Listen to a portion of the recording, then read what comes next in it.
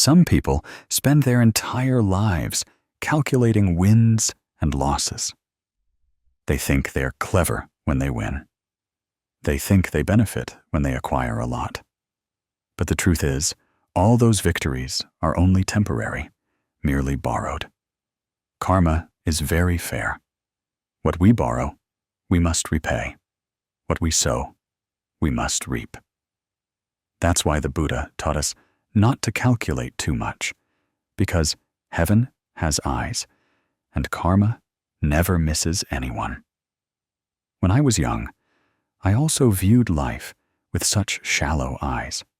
I saw good people struggling, while cunning people were prosperous. A sense of bewilderment once arose in my heart, feeling that justice seemed to have no place. But the more upheavals I experienced, the more I understood that life doesn't end in a single moment. Every action we take is a seed sown into the invisible soil of the universe. That seed might sprout today, or it might have to wait for longer days, but it is never lost. Once, I met an elderly woman sitting on the temple steps. Her face was deeply etched with weariness. Every wrinkle seemed to tell the story of a lifetime. She said that for many years she had lived kindly and patiently, yet she had suffered many disadvantages. People walked all over her, exploiting her good nature. Many times, she wanted to give up all faith in goodness. I gently told her that sweet fruit cannot be had on the first day of sowing, and karma is not measured by a single setback, but by a long journey. Hearing this, her eyes welled up because she realized she was demanding the results of an entire season after only a few early rains. It's like a farmer in the field. If you sow rice, you get rice. If you sow corn, you get corn. It cannot be otherwise. Life is the same. What you sow is what you reap. That is an unchanging truth. In life, we have all witnessed wicked people living in luxury, while good people encounter many difficulties. We see only the surface and hastily conclude that karma is unfair. But in reality, we are only looking at a very small slice of life's flow. The Buddha taught that karmic consequences are not only counted in one lifetime, but in many lifetimes, not only in 1 year, but in a long journey of consciousness. The wicked person today might be enjoying old blessings, like someone spending savings that their ancestors created. But when the old account runs out, new karma will come knocking. And the good person who is suffering might simply be repaying old debts, just as we settle an outstanding debt to be at ease tomorrow. When we understand this, our hearts suddenly lighten. We no longer blame heaven or earth, nor ourselves or those around us. We know that every pain we experience is just a part of the journey to cleanse our hearts. Right now, I invite you to relax your shoulders.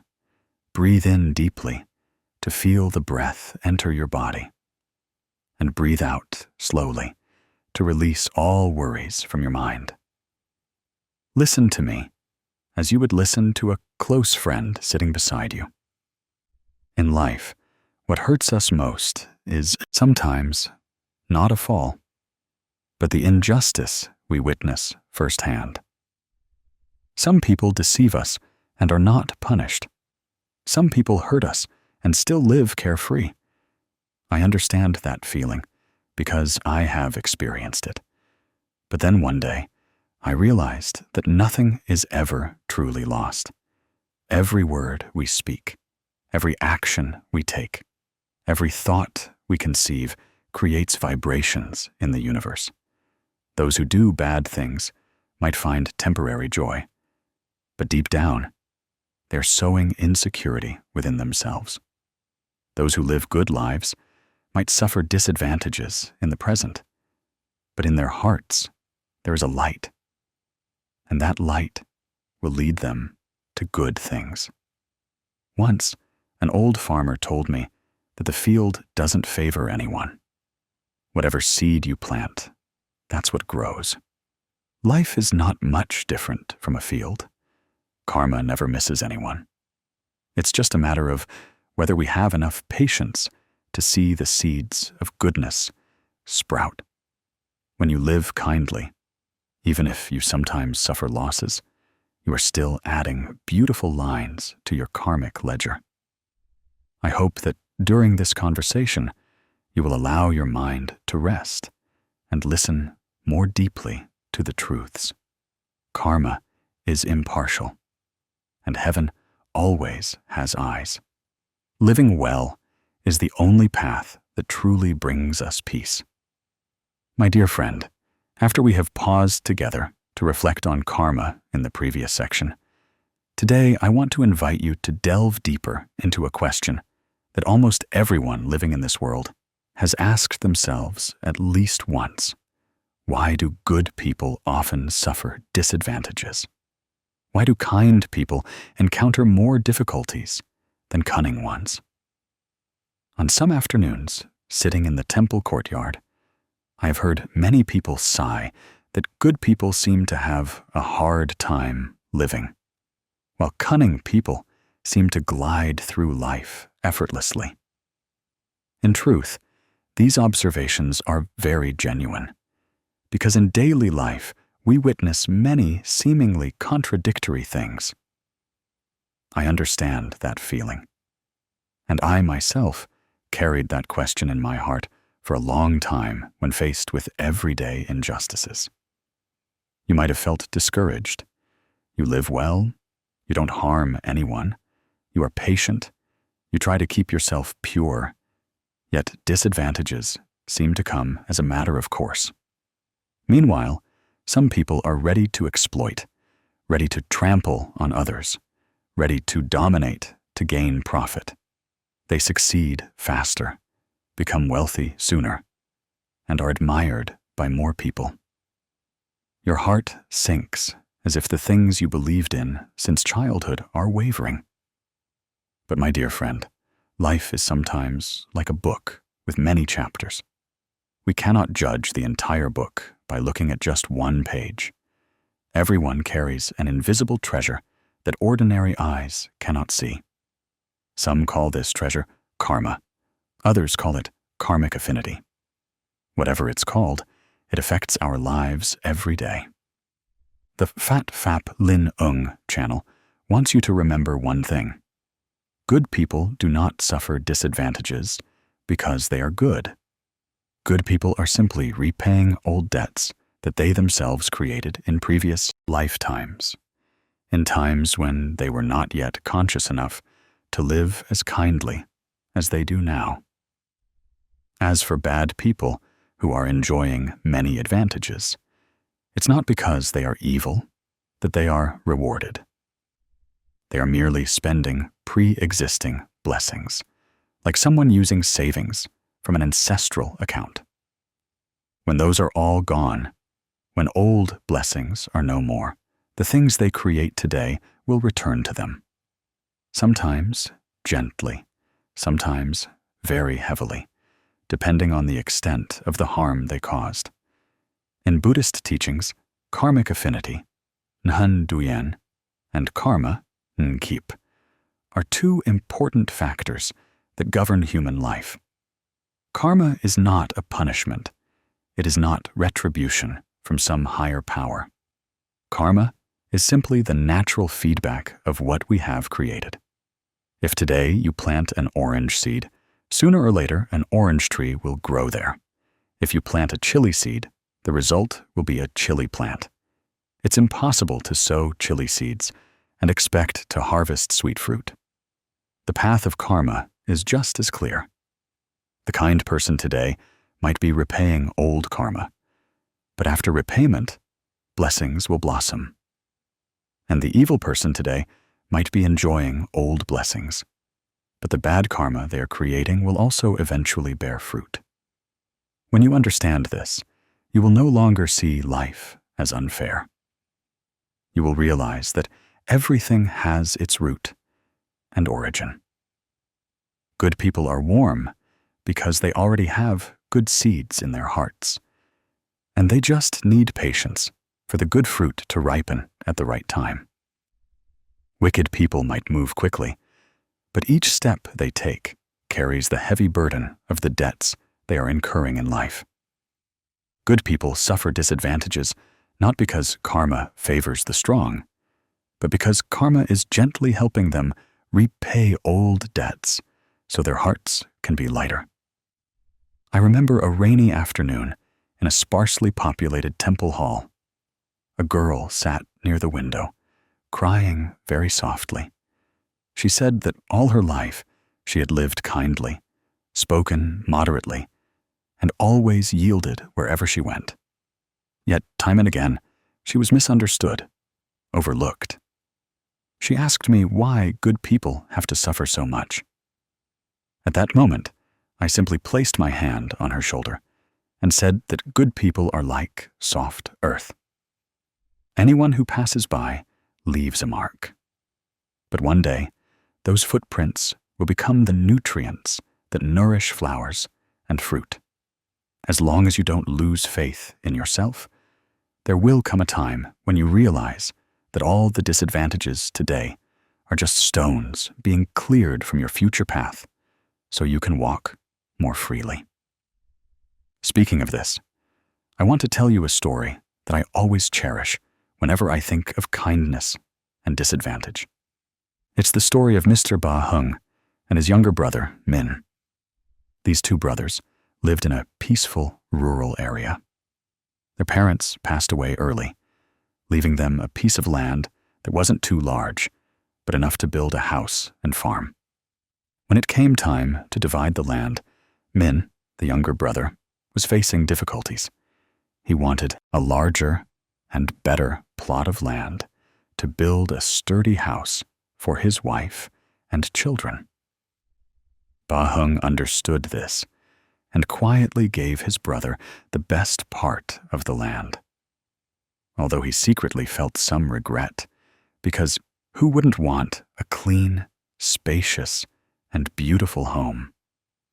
The neighbors all said he was foolish, that he was too kind, and that people who are too kind only bring disadvantages upon themselves. But he just smiled gently. He said that among brothers, kinship is the most important thing, not a few feet of land. The following years passed quietly. Ba Hung lived on the somewhat poor land, which was low-lying and prone to flooding. He had to raise his house, build up the foundation, and work much harder than his brother. But he didn't complain. Min, on the other hand, lived on the beautiful, spacious land, and his life was more thuan loy. However, sometimes Min still carried a sense of uneasiness, knowing that his brother had taken the disadvantage to give him the best part. Then, the local government initiated a project to expand the intercommunal road, and it was announced that the land with street frontage would be compensated at a very high price. It turned out that the plot where Ba Hung lived was precisely in that location. After just a few meetings, the value of that plot, once considered bad and low, suddenly increased many times over. His family could renovate their house, reinvest, and live much more comfortably than before. Meanwhile, the land where Min lived was not within the planned area. When the news spread, Min turned and hugged his brother, both joyful and embarrassed. He said, "It turns out I thought you were at a disadvantage all my life, but in the end, you are the one who received the blessings." Ba Hung just smiled and said, "Everything happens according to karmic affinity. What belongs to whom will naturally come to them. No need to contend, no need to calculate." When Min heard that, tears welled up in his eyes. He realized that his brother's kindness had been sown long ago, and today was simply the day it blossomed. You see, the story sounds very simple, but contains profound meaning about karmic affinity and karmic consequences. The one at a disadvantage today is not the loser. The one considered foolish sometimes has a deeper, more far-sighted vision. Current disadvantages might just be part of the journey of repaying debts. When that debt is repaid, the heart lightens, and good things will naturally follow. In Buddhist scriptures, there is a saying that all blessings begin from a good heart. The greater the good heart, the greater the blessings. And bad karma also stems from the heart. The more malicious the heart, the heavier the karma. Therefore, a kind person's suffering is not because life is cruel, but because karma cares for them, wanting them to repay all old debts so their future can be brighter. If you observe more deeply, you will see that good people, though sometimes at a disadvantage, possess something very precious that cunning people never have: peace of mind. Those who live virtuously, even if occasionally looked down upon, can sleep soundly at night, without remorse, without inner turmoil, without fear of others seeking revenge or exposing them. Meanwhile, those who live calculatively are always uneasy. They fear being exposed, fear karmic retribution, fear others discovering their schemes. Outwardly, they might seem glamorous, but inwardly, they are always unstable. Blessings or karma are found right within that very mind. Another time, the Fat Phap Lin Ung channel met an old woman over 60. She recounted that her entire life, she only knew how to be patient. She remained silent when anyone spoke to her and tried her best to help whenever asked. Many people said she was so kind, she was foolish, yet in her old age, she lived peacefully. Her children were filial, and her neighbors loved and respected her. She said she wasn't rich, but her mind was always as light as clouds drifting in the sky. That lightness was many times more precious than gold and silver. She said that perhaps her disadvantages, when she was young, were to repay old karma she no longer remembered. But thanks to repaying early, she enjoyed peace in her later years. I listened, deeply moved. Those simple words were sometimes more profound than many pages of scriptures. My dear friend, no one in life can avoid disadvantages. Even the wisest person sometimes encounters undesirable things.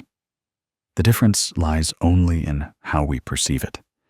The more virtuous a person is, the more easily they accept disadvantages, because they don't want to hurt others. They are willing to lose to maintain harmony. But that very gentleness is the strongest heart. It is the root of blessings. Disadvantages, now, are just repaying debts. When repaid, blessings open up. This is not consolation, but a truth proven in countless human lives. In the Anguttara Nikaya, the Buddha once taught that all our actions leave an imprint, like a shadow following a form, impossible to escape. The moment we sow a good thought, blessings begin to form. When we sow an unwholesome thought, karma also begins to operate. Even if we try to hide it from others, through words, actions, or appearance, we still cannot conceal the movement of karma. It is impartial. It does not side with the rich or the powerful. It does not lighten sins for those with many friends, nor does it inflict more misfortune on the lonely. It operates fairly, gently, but with extreme precision. From this, I want to send you a warm reminder that if you are living well, striving to keep a kind heart, then don't be afraid of disadvantages. Those disadvantages are just small passing clouds in the sky. After the rain, the mind will be clearer. After suffering disadvantages, you will find your heart more expansive, more transparent. And at some point, when good karma blossoms, you will know that you never lost anything at all. Good people are simply accumulating blessings silently, like a farmer tending their field. Others might see them toiling, but at harvest time, they are the happiest. Now, the Fat Phap Lin channel invites you to sit still for a few minutes. Place your hand on your chest and feel the gentle rhythm of your heart beating. Ask yourself if you are living with the heart you desire. If you are living kindly, but encountering disadvantages, see it as a purification. If you are trying to do good, but haven't seen results, see it as a challenge to strengthen your resolve. Don't turn from good to evil just because you see bad people receiving more than you. What they receive now does not mean they will receive it forever. And your disadvantages today do not mean you will suffer disadvantages for life. The path of a good person may sometimes be rough, but it is always a bright path. Believe that blessings are coming your way. Every small thing you do, every kind word you speak, every patience you hold in your heart is a brick building your future blessings.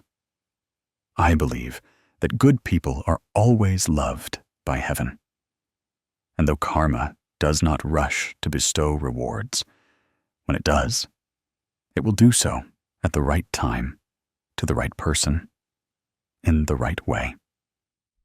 All you need is patience and to keep your heart pure. There are times when I sit quietly and often ask myself why, in such a vast world, people can easily give a gift, a flower, a handshake, but find it very difficult to give each other a sincere heart. It seems that the older people get, the more they know about calculation, winning and losing, gaining and losing. Then, in the hustle and bustle of life, people believe they must be a little calculating to protect their own interests. They must be a little clever to avoid being outsmarted. But the longer I live, the more I witness life's events, the more I realize that all calculations are like holding water in your hand. The tighter you grip, the more it flows out. You think you're holding a lot, but in reality, you only hold it for a moment, and you lose all inner peace. Life is a continuous flow. Everything changes over time. Today, we might win over others. We might gain a little more profit. But tomorrow, if people's hearts change, the things we tried to hold on to through calculation will become a burden that haunts us. The Buddha taught that life is impermanent and everything is subject to the movement of karma. What we sow with a pure heart will return to us peacefully. As for the things we cling to through calculation and cunning, sooner or later, they will fall away like the last leaves of autumn. When I talk about calculation, I don't mean to blame anyone. Everyone in life has moments when they mistakenly prioritize their own interests. There are times when fear of disadvantage makes us react instinctively. But if we observe carefully, we will see that the more calculating a person is, the more easily they live in fear. The more a person wants to gain, the more they fear losing. The more cunning a person is, the more they fear being exposed. The gains they hold in their hands are like handfuls of ash flying in the wind. They might have profit, but not peace. That's why I want to share this section with you as a gentle reminder that living well does not make us lose out. It only makes us stronger. Whereas living calculatively gains little but loses a lot.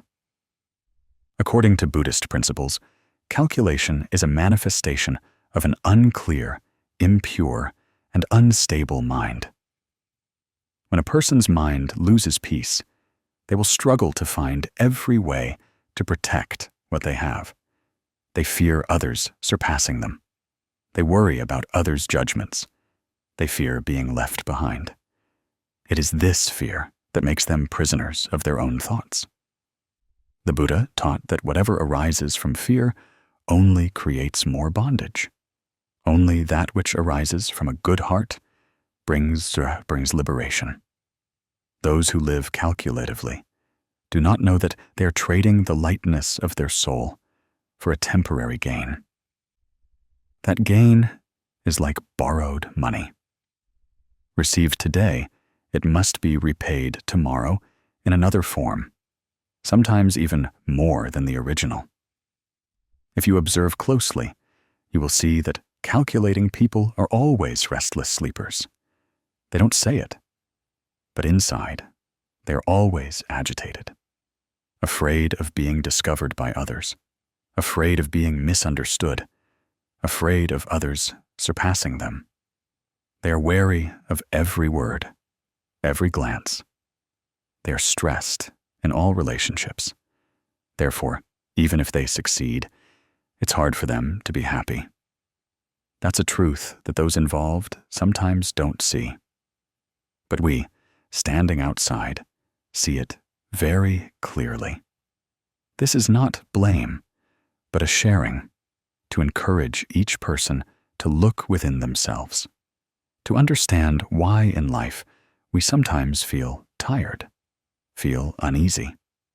Perhaps the reason is not others, but because we are carrying too many worries in our hearts. I want to tell you a small story that happened in a normal company, but hidden within it is a great life lesson. The main character's name is Try, a colleague whom I believe you would recognize if you've ever worked, someone very much like him. Try was the type of person who always tried to show superiors that he was energetic, quick-witted, and responsible. But when delving into individual tasks, people found that Try always tried to push the difficult parts onto others and keep the easy parts for himself. This wasn't initially easy to spot because Try was very skilled at hiding it with sweet words and an enthusiastic demeanor. But anyone who worked with him for a long time gradually sensed it. In that company was Lan, a kind and quiet colleague. Lan was careful in everything she did, never claiming credit, never blaming others. When there was a shared task, Lan was often the one quietly working behind the scenes to handle the messy bits without needing any praise. Conversely, Try loved to appear in reports to take the spotlight. Whenever a project was highly praised by superiors, Try was always the first to stand up and skillfully present, making everyone think the main credit belonged to him. And when a project encountered problems, he subtly shifted responsibility to others with seemingly objective but implicitly accusatory remarks. For a long time, everything went smoothly, to the point where Try believed his way of living was smart.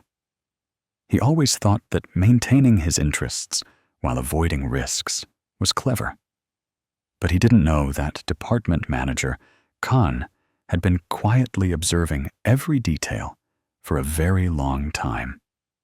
Khan was a calm person, not one to show off, but he saw deeply. He didn't speak up immediately because he wanted to see if Tri would change. He observed how Tri handled small matters, how he reacted when problems arose, and especially how he treated colleagues behind their backs. Experienced people only need a few observations to understand a person's true nature. Then, one day, a major company project ran into serious trouble. The error occurred in a very small part, but affected the entire schedule. At that moment, Tri immediately tried to blame Lan. He spoke softly and skillfully, to the point that anyone unfamiliar with the situation would easily believe him. He reasoned that it was Lan's slight delay in her part of the work that caused the ripple effect. When Lan heard this, she was so flustered she couldn't speak. She knew she wasn't wrong, but unused to arguing, she just stood silently. Others felt sorry for Lan, but didn't know what to say yet. They thought this time would be like previous times. Tri would escape, and everyone would think he was innocent. But Department Manager Khan stood up and said something that silenced the entire meeting room. He said that he had long observed Tri's work and knew exactly who was truly responsible. He said that not a single small error could have occurred if the person reporting the situation hadn't concealed a part of the truth beforehand. When he presented the evidence, Tri was so flustered he couldn't say another word. In that moment, no one blamed Tri, but everyone saw the disappointment in his eyes. Not because he lost a promotion opportunity, but because he realized that the trust from everyone was gone. As a result, Tri was removed from the major project team. He wasn't severely punished, but his biggest loss was the loss of trust. In a work environment, once trust is lost, it takes many years to regain it. As for Lan, despite being wronged because of her kind and honest way of living, everyone loved and trusted her even more. She didn't win anyone with words, but she won people's hearts with her straightforward way of life.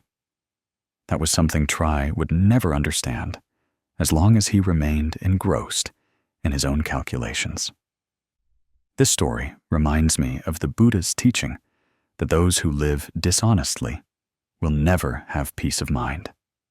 The advantage they gain is temporary. They are like borrowers.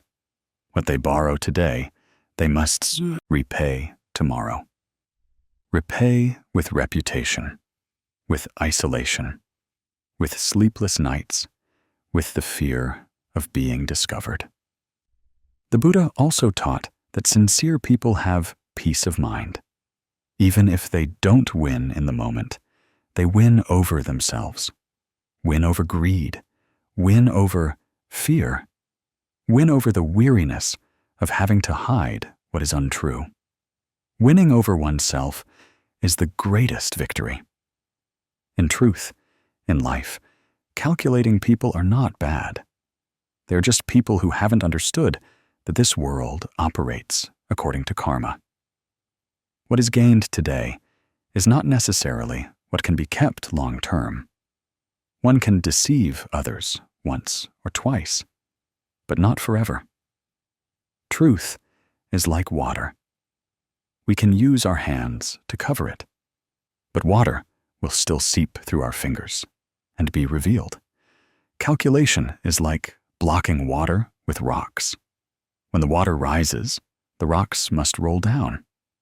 What doesn't belong to us will be lost no matter how we try to hold on to it. From Tri's story, I thought a lot about the lesson of karma in life. The Buddha did not teach us to suffer disadvantages, nor did he teach us to be so kind that others walk all over us.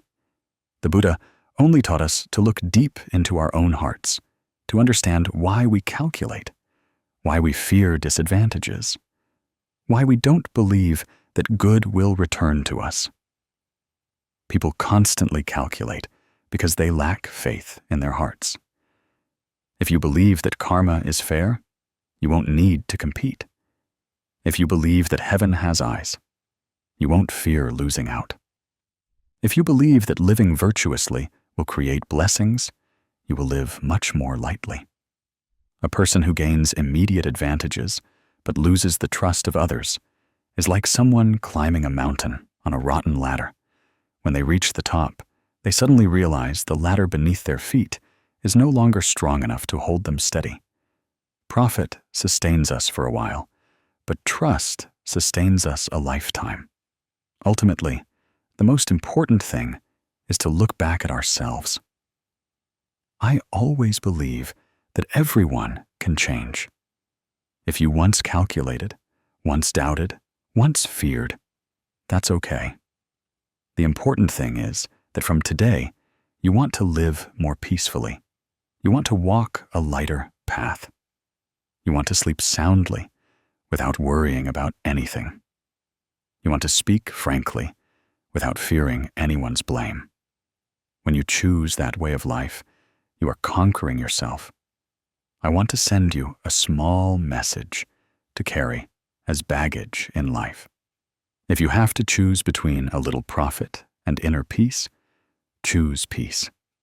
If you have to choose between winning over others a little and maintaining sincerity, choose sincerity. If you have to choose between being cunning and being kind, choose kindness. Because kindness might slow us down, but it will never make us retreat. Calculating people sometimes move fast, but sincere people go far. Conquering the world, but losing oneself, is still a defeat. But conquering oneself means no defeat can make us fall. Life is inherently vast, and heaven always has eyes. If you live well, good things will find you, sooner or later. Let your heart lighten a bit. Let your steps be a bit freer, so your mind doesn't carry invisible fears. Live sincerely, and you will see that this life still has many kind things for you. When I step into a new morning, seeing the sunlight filter through the leaves, I often think that life is like a garden. And each of us is a diligent gardener. The seeds we sow today might not sprout immediately, but at some point, with enough sun, enough rain, and enough karmic affinity, the plants will grow green shoots. Kind people are like patient gardeners. They sow seeds with a gentle heart, water with sincerity, and fertilize with tolerance. Every day, the garden looks the same, not changing much. But in reality, beneath the soil, many good things are silently growing. Although life is impermanent and constantly changing, the blessings of kind people often follow them very closely, like a shadow always accompanying its form. Wherever there is light from the heart, blessings will find that life. In daily life, we easily see people who have to worry, struggle, and compete to gain every small advantage. But alongside them, there are still people who quietly build goodness by acting sincerely. Though not noisy, not ostentatious, and not seeking recognition from anyone, that very kindness is a solid foundation for their lives. The Buddha taught that what you sow is what you reap, not as a warning to instill fear, but as a reminder to live virtuously. A truly good deed that we sow sincerely blossoms quickly into blessings. Kind people don't expect good things in return immediately, but karma has its own unique way of operating. When we least expect it, good things will come. When we feel most alone, people's hearts will turn toward us. Kindness is like a gentle fragrance. Others might not perceive it immediately, but when they get close, they naturally feel it. I often notice that people with kind hearts always speak softly, like flowing water. They don't rush to speak, nor do they react hastily. Every word they utter carries a hint of warmth. When interacting with such people, we feel at ease and trusting. Perhaps it's because their hearts are pure that their gaze is also clear. Their hearts are upright, so their words are also straightforward. And because they don't seek to win or lose, their presence makes others feel comfortable. Within each person's heart, there's a very sensitive place called trust. When we live sincerely, that place naturally opens its doors. A trusted person is someone who is accumulating blessings without even asking. The Buddha once taught that when a good thought arises, blessings follow immediately. All good things in life are like seeds falling onto good soil. The soil never abandons the seeds. The soil merely waits for the right conditions to nourish them and help them grow into plants. Similarly, life does not abandon anyone's kindness. Perhaps today, kind people don't see anything. Perhaps they still suffer a little disadvantage, but blessings are quietly accumulating within. When the fruit is ripe, it will bear sweet results that even they will be surprised by. To help you understand better, I want to tell a rather simple story that has stayed with me forever. It's the story of Ms. Hoa, a vegetable vendor in a rural market. I believe you will easily recognize her image in someone around you. Someone not wealthy, not highly educated, without an important position, but who lives with such sincerity that everyone who meets her cherishes her. Ms. Hoa sold vegetables at a small corner of the market. Her stall was just a few old tarps shading from sun and rain, but it was always neat and pleasant. Her vegetables weren't always beautiful. Some had wormholes, some were a bit wilted, some bunches were freshly picked that morning, others had been left over from the day before. But what made everyone respect her wasn't the deliciousness of her vegetables, but how she talked about them. If a vegetable wasn't pretty, she would proactively say it was worm-eaten or old, letting the customer decide. If someone accidentally bought a few thousand dong short, she would smile and say, "Don't worry about it. Consider it a gift from me." Her prices were always fair. She didn't raise them when goods were scarce, nor did she overcharge when customers were busy. Sometimes, seeing poor customers, she would even give them few extra bunches, telling them to cook for their children to keep them healthy. She didn't say she was doing a good deed. She just said that living together in the village, they should care for each other as much as they could. Regular market-goers always stopped by her stall because they felt at ease. At ease because she spoke truthfully. At ease because she didn't calculate. At ease because she made them feel treated with humanity, not by the scale. I once heard her tell a customer that whatever business you do, you must leave some virtue behind. Vegetables grow from the earth, and the earth nourishes people from generation to generation. If you sell what the earth nourishes without sincerity, in the end, you won't be able to nourish anyone either. With every word she spoke, she smiled kindly. It was that kindness that made customers love and trust her. One time, Ms. Hoa fell ill. It wasn't a severe illness, but it made her miss more than a week of selling at the market. The market felt incomplete without her, like a missing piece. No one said it aloud, but everyone felt an emptiness when they passed the vacant spot where she usually sat. The vendors next to her said that on the first day, they didn't see her. Customers kept asking about her. Some stopped to look. Others called her children, to see if she was okay. Then the people in the market gathered money to visit her. Each person contributed a little, some 20,000, some 50,000, some 100,000, collecting it into an envelope full of affection. Some people who weren't at the market that day, but heard she was sick, also sent their contributions through others. Ms. Chi was one of her regular customers. Ms. Chi was a factory worker. Her salary wasn't high, but she cherished Ms. Hoa very much. The day she heard Ms. Hoa was sick, Ms. Chi drove over 10 kilometers to her house, bringing some fruit and a bunch of vegetables Ms. Hoa liked.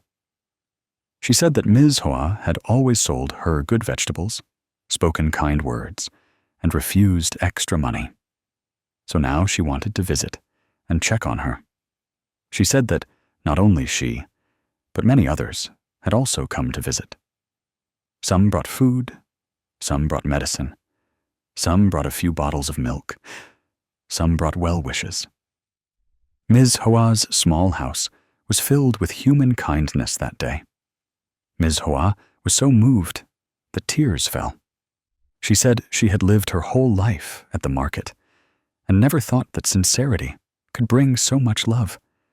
She said she simply thought about selling correctly and living kindly, helping those in need, and giving discounts to those in difficulty. She never realized that all this time she had been sowing sincerity without knowing it. Only when she was sick did she see how much love she received. When she recovered and returned to selling, even more people came to support her than before. Some people said that even though there were many vegetable stalls at the market, they preferred to buy from her, because buying from her meant buying peace of mind, and that trust was the most precious capital she had accumulated. Ms. Hoa's story made me think a lot. Kindness is always quiet, but never useless. A kind person is like lighting a small lamp. That light might not be dazzling, but it's warm enough that those around want to come closer. Blessings follow such a person, like a shadow follows a form. Wherever they go, blessings go. They speak softly, and blessings enter their home. They treat others sincerely, and blessings remain with their life forever. The Buddha once taught that when a person's mind is clear, their world is also clear. When a person's mind is good, blessings flourish. Goodness is not something grand, but simply sincerity in every small action. A kind heart has the power to create trust. And trust is something very difficult to buy with money. A person might be wealthy, powerful, and of high status, but if they don't have the trust of others, they're still poor in people's hearts. Conversely, a small vegetable vendor, an ordinary worker but sincere, is rich in blessings, rich in love, and rich in peace. From a psychological perspective, truly kind people always carry an inner peace that not every cunning person possesses. When they live rightly, live truly, they don't have to worry about hiding anything. They don't need to calculate every word to avoid being misunderstood. They don't fear others discovering something bad about them. It is that light heart that helps them live comfortably. And because they are comfortable, all their relationships are stable. They don't try to compete with anyone, nor do they try to flatter anyone. What they sow is sincerity, and what they receive in return is affection. The precious thing is that kind people don't need to try to prove anything. They just need to live authentically, and that authenticity naturally creates their value. Like Ms. Hoa selling vegetables, she didn't need to hang an advertisement or shout about selling quality goods. With just a few honest words, a few kind actions, she gathered people's hearts. A kind heart can do things that advertising can never do. Create trust. From that trust, blessings begin to blossom like flowers in the sun. If we look deeper, following the Buddha's teachings, we will see that blessings or losses all lie within the mind. If the mind is kind, the mouth speaks gentle words. If the mouth speaks gentle words, listeners feel at ease. If listeners feel at ease, their hearts turn towards us. When people's hearts turn towards us, blessings enter the home. Many people think blessings are something grand and far away. But in reality, blessings are the affection that others have for us. Blessings are when we face difficulties and someone lends a helping hand. Blessings are when we are tired and someone asks how we are. Blessings are when we fall and someone helps us up. All these things begin from the heart we give to life. Life only returns what we have sent out. After telling you the story of Ms. Hoa, I want you to remember one thing. Kindness is not a disadvantage. Kindness is the way the smartest people build their lives. When you sow trust, you not only help others feel at ease, but also build a bridge between yourself and blessings. Trust today becomes the guarantee that blessings will find you tomorrow. You might do good without anyone knowing immediately, but that's not important. This universe has its own way of recording. Karma has eyes, heaven has eyes, and people's hearts also have eyes. As long as you live right, everything right will find you. It's not difficult to live kindly in everyday life. You just need to keep your heart upright, speak sincerely, and work with your whole heart. You just need to know how to love others a little more and think of others a little more. The things you do today will become seeds of blessings for the future. Every day, before saying anything, you can ask yourself, will these words lighten my heart and the hearts of others? Every time you do something, you can ask yourself, will this action harm anyone? When you always choose kindness, your life will be light as a feather. I hope you remember that living kindly is how we beautify our lives.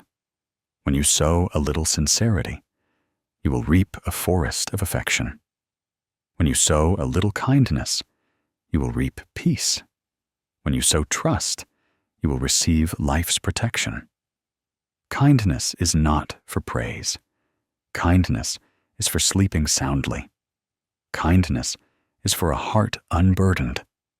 Kindness is so that, when troubles arise, people will stand by your side. That is a blessing. Blessings always follow a kind person, like a shadow. I want to tell you something very simple that we encounter every day, but rarely realize its power. That is words. In this impermanent life, where everything can change in an instant, some people spend a lifetime building their reputation. But just one slip of the tongue can make it all unstable.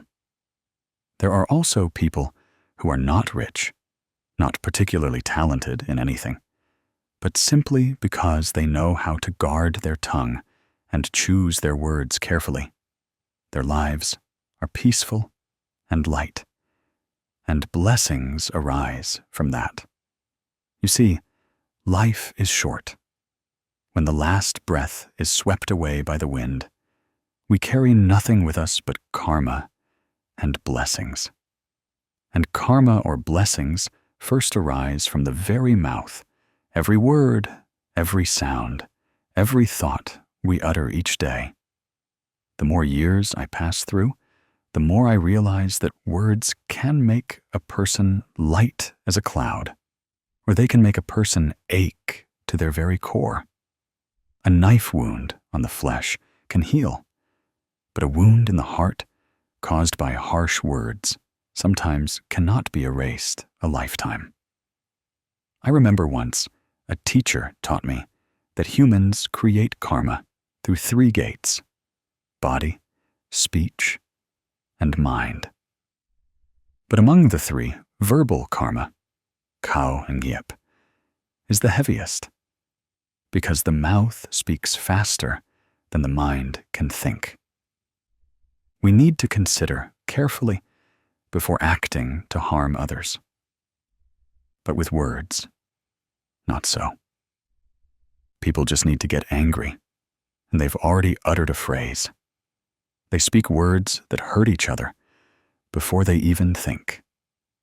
People rarely consider that those words still remain, still reside in the listener's heart, causing them pain, sorrow, and lasting hurt. That's why in its teachings, the Buddha always reminds us about verbal karma, not to threaten, and certainly not to judge, but only to remind us that the mouth is the easiest place to sow karma, and also the quickest place to create blessings. Because a mouth that knows how to speak kind words, that knows how to comfort, encourage, and be silent at the right time, is an invisible blessing that anyone can create for themselves. People's mouths move because their minds move. When the mind is angry, words are like scalding water. When the mind is kind, words are like cool water. As the mind is, so is the mouth. If the mind is full of love, the voice is soft like the wind. If the mind is full of anger, the voice is heavy like a stone. Therefore, to guard the mouth, one must guard the mind, and to preserve blessings, one must guard their verbal virtue. I say these things not to make you feel pressured to become perfectly flawless, but only to help you understand that every word you speak is a seed. Good seeds will blossom. Bad seeds will bear bitter fruit. Speaking of verbal karma, there are 4 common types that many people fall into: lying, harsh speech, divisive speech, and useless speech. We sometimes think that a little lie doesn't harm anyone, just to get by, to avoid trouble. But then, these small lies lead to bigger issues that make people lose faith in each other. Harsh speech, spoken to vent anger, spoken to hurt others as much as you hurt. But harsh words are like a sharp knife that cuts others and then turns back to cut oneself. Divisive speech, sowing suspicion, creating distance between people who should love each other. A word spoken for fun can ruin many precious relationships. And then there's useless speech. Some people talk a lot every day, but not a single word brings any benefit. Their mouths never rest. Their minds are never at peace. Words are constantly thrown out, depleting energy, losing blessings, and bringing nothing in return. That's why knowing when to be silent is sometimes even more important than knowing how to speak well. I want to tell you a very simple story, but when reflected upon, it's profoundly meaningful. It's the story of Vi, a woman I once had the opportunity to meet at a Buddhist talk. Vi was not special, not wealthy, not highly educated, not in an important position, nor quick-witted or sharp-tongued. On the contrary, Vi was a very quiet woman, to the point that many people around her said she was too gentle, and they imagined she must suffer greatly at home. But it was precisely her quietness that preserved a complete family, maintaining a peaceful home amidst a noisy society. Vi told me that her husband, Tom, had a hot temper. Some days, when he came home from work, having encountered vexing issues, He would vent everything out on her. Sometimes it was harsh words. Sometimes it was unexplained irritation. I asked Vi, "In such moments, how do you feel?" Vi just smiled gently and said that at such times she had to be even quieter. Because if someone is angry, if she talks back, it would only escalate things further. She said that when a person's heart is troubled, words never hold meaning. If she were to hold him accountable for every word spoken in anger, she herself would be lacking wisdom. Vi chose to be silent, not out of fear, but out of understanding. Understanding that everyone has moments of weariness, weakness, and loss of emotional control. And she wanted her family to be a place where both could find peace, not a battlefield. One time, Tom came home from drinking, and his friend pulled him into a marital dispute. His friend was arguing with his wife. Their shouts and cries echoed in the middle of the night. Tom stood nearby, witnessing the scene. His friend's wife burst into tears because of a single, uncontrolled remark from her husband. Tom stood there, and in that moment, he remembered Vi. Those times he spoke words he shouldn't have. He remembered Vi's eyes looking at him as if to say, everything would pass. Tom suddenly felt terrible. He felt ashamed of his wife's gentleness. He realized that his family was peaceful, not because he was skilled, but because Vi knew how to guard her mouth, guard her heart, and preserve blessings for both them. From that day on, Tom changed. He was less hot-headed, spoke more gently, and every time he was about to get angry, he recalled Vi's silence. Thanks to this, their home avoided major arguments and wounds from words. I asked Vi if she ever felt disadvantaged by always being silent. Vi shook her head and said that if a moment of patience could preserve warmth, keep her husband loving, and maintain happiness for their children, then it was not a disadvantage, but a blessing. That simple statement has stayed with me because it shows the serenity of someone who truly practices spirituality in daily life. The Buddha once taught that a single kind word can bring immeasurable blessings, while a single harsh word can lead to heavy karmic retribution. In the scriptures, the Buddha compared words to honey. Honey is sweet, but if not used properly, it can become poison. Skillful words can save people from suffering. Careless words can push people into despair. Therefore, guarding one's words is guarding one's mind. Guarding one's mind is preserving blessings. Someone asked me, "So, should we remain silent forever?" I said that silence is not about not speaking. Silence is knowing when to speak and when to stop. If you speak kind words, words of comfort, encouragement, and truth, even if you speak a lot, you won't lose blessings. But if you speak useless words, words that cause pain, words that hurt, even just one sentence is enough to destroy blessings. Words are like arrows.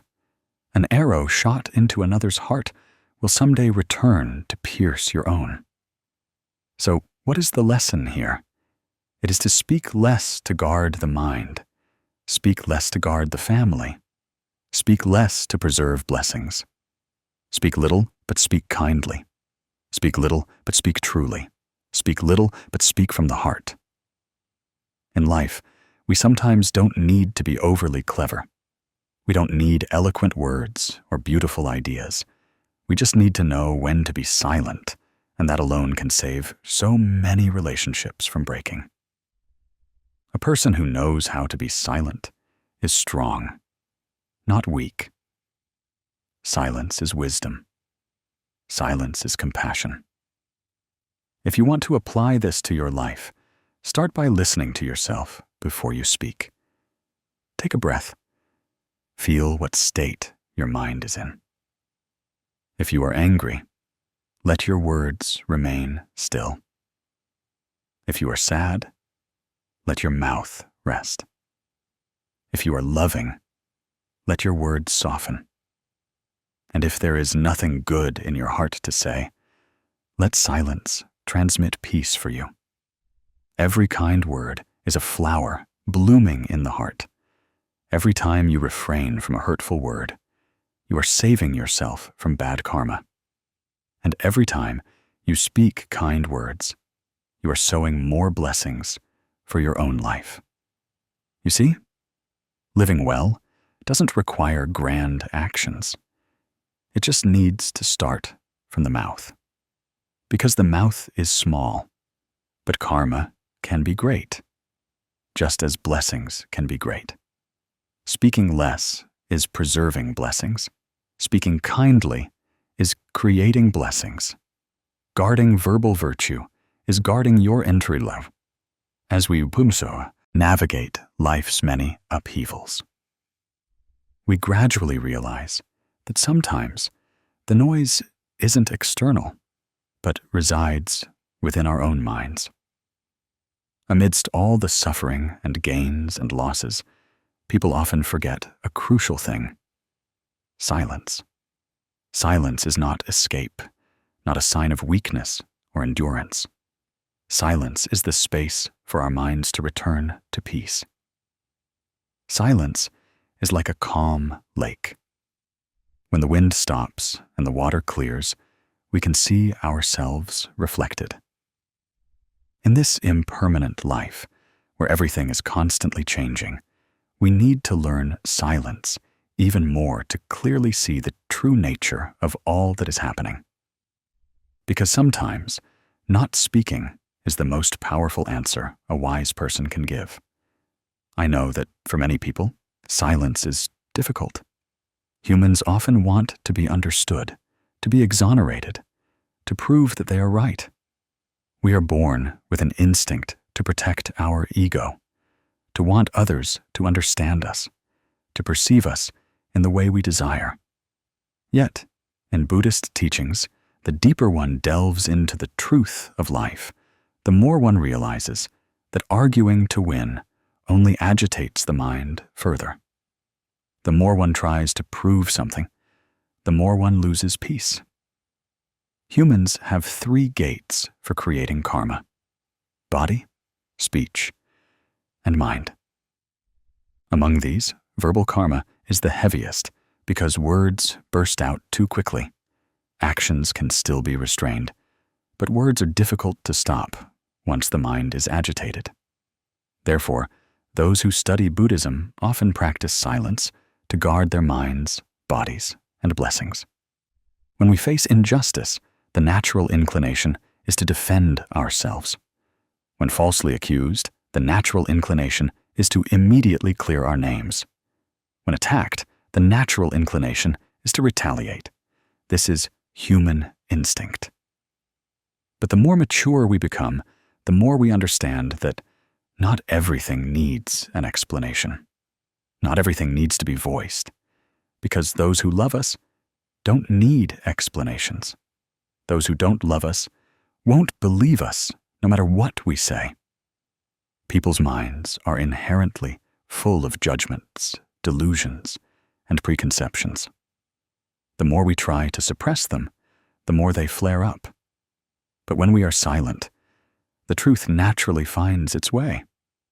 Karma doesn't need our voice to operate. Good deeds will eventually manifest, and wrongs will eventually be exposed. Humans cannot escape karma, just as they cannot cover the sun with their palm. The wise understand this, so they do not argue. They step back and let karma do its work. I vividly recall the story of an occasion when the Buddha was falsely accused during his lifetime.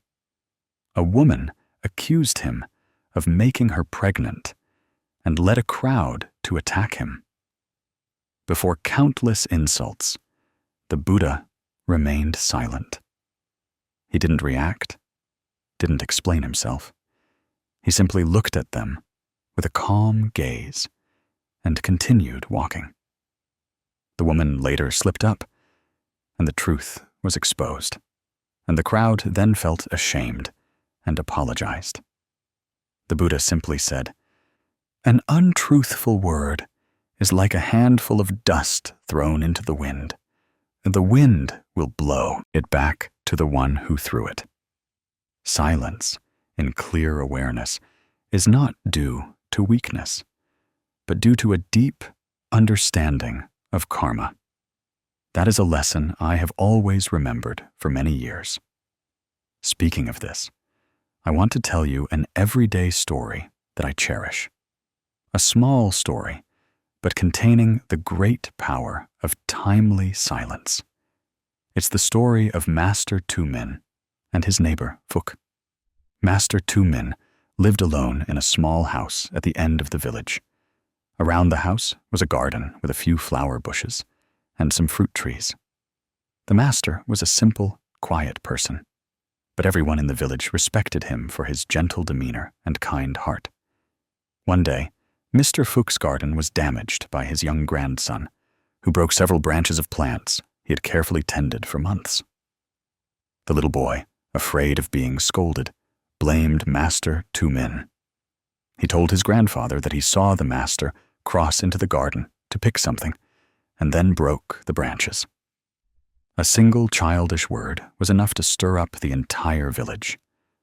People gossiped that they never expected a gentle monk like the master to do such a thing. Some even scoffed, saying that the master wasn't as kind as he appeared. When the story reached the master, he simply smiled. Mr. Phúc came to see the master, his voice heavy with anger. The master calmly said, "Everyone will know the truth in due time." No explanation, no rebuttal, no anger. The master's silence made many people even more suspicious. But the master maintained his composure, still sweeping the front yard, tending the back garden, still greeting the villagers with a gentle smile as usual.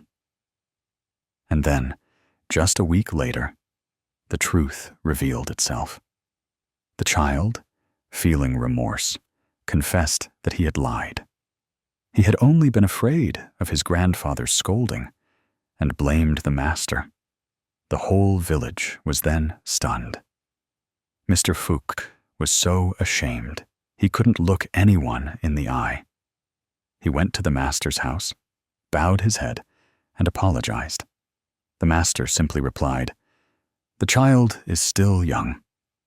Don't blame him." The words were as light as a falling leaf, but made Mr. Phúc heart ache.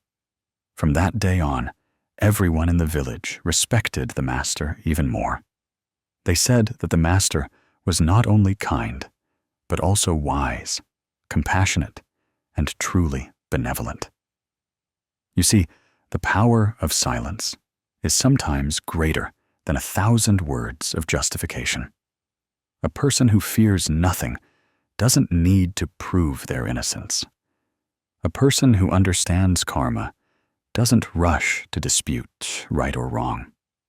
Truth has its own light, and falsehood, sooner or later, will crumble like dry mud under the sun. Suma, when people say wrong things about you, remember that sometimes silence is the answer. Not because you concede defeat, not because you lack the strength to speak, but because you are strong enough not to be drawn into the muddy waters of argument. You are wise enough to know that time and karma are the two most impartial teachers in life. The Buddha once taught in the Dhammapada, that one who masters their words and maintains a peaceful mind is like someone holding a turning wheel, not letting it spin out of control. Words, when not illuminated by awareness, become a fire that consumes both oneself and others. But when illuminated by silent mindfulness, words become a warming light. In another verse, the Buddha said that nothing is pure if the mind is agitated, and nothing is clear if the mouth is hasty. Silence is a part of wisdom. A practitioner is not someone who speaks many doctrines, but someone who knows how to use stillness to transform. Where there is silence, there is an opportunity for people's hearts to settle and see the truth. From such stories, we can draw a lesson that silence is not giving up. Silence is the choice of someone who understands where they stand. Truly strong people don't need to speak loudly. The deeper the water, the calmer it is. The broader the mind, the fewer words it needs. The wise know that words spoken in anger are just like a stone thrown into a pond. It stirs the water and then sinks, leaving muddy residue in the heart. But silence is like a gentle breeze passing over the surface of a lake, leaving only a slight ripple before the water becomes still again. A person who remains silent in the face of insult is saving themselves from bad karma. A person who remains silent when misunderstood is protecting their inner peace. And a person who remains silent in the face of praise or criticism is elevating themselves to a higher level of maturity. If you want to practice silence in life, start with very small things. When something bothers you, sit down and take a deep breath. Feel the breath enter deeply into your warm chest, and then exhale. Then look back and see what is happening in your mind. Are you angry or afraid? Are you sad or hurt? When you clearly see your emotions, you will no longer react hastily. Your breath helps you pause. The pause helps you gain clarity. Once clear, you will know whether to speak or to remain silent. And if you choose silence, let that silence be the silence of an awakened mind, not the silence of resentment. Silence to guard your mind, not silence to endure.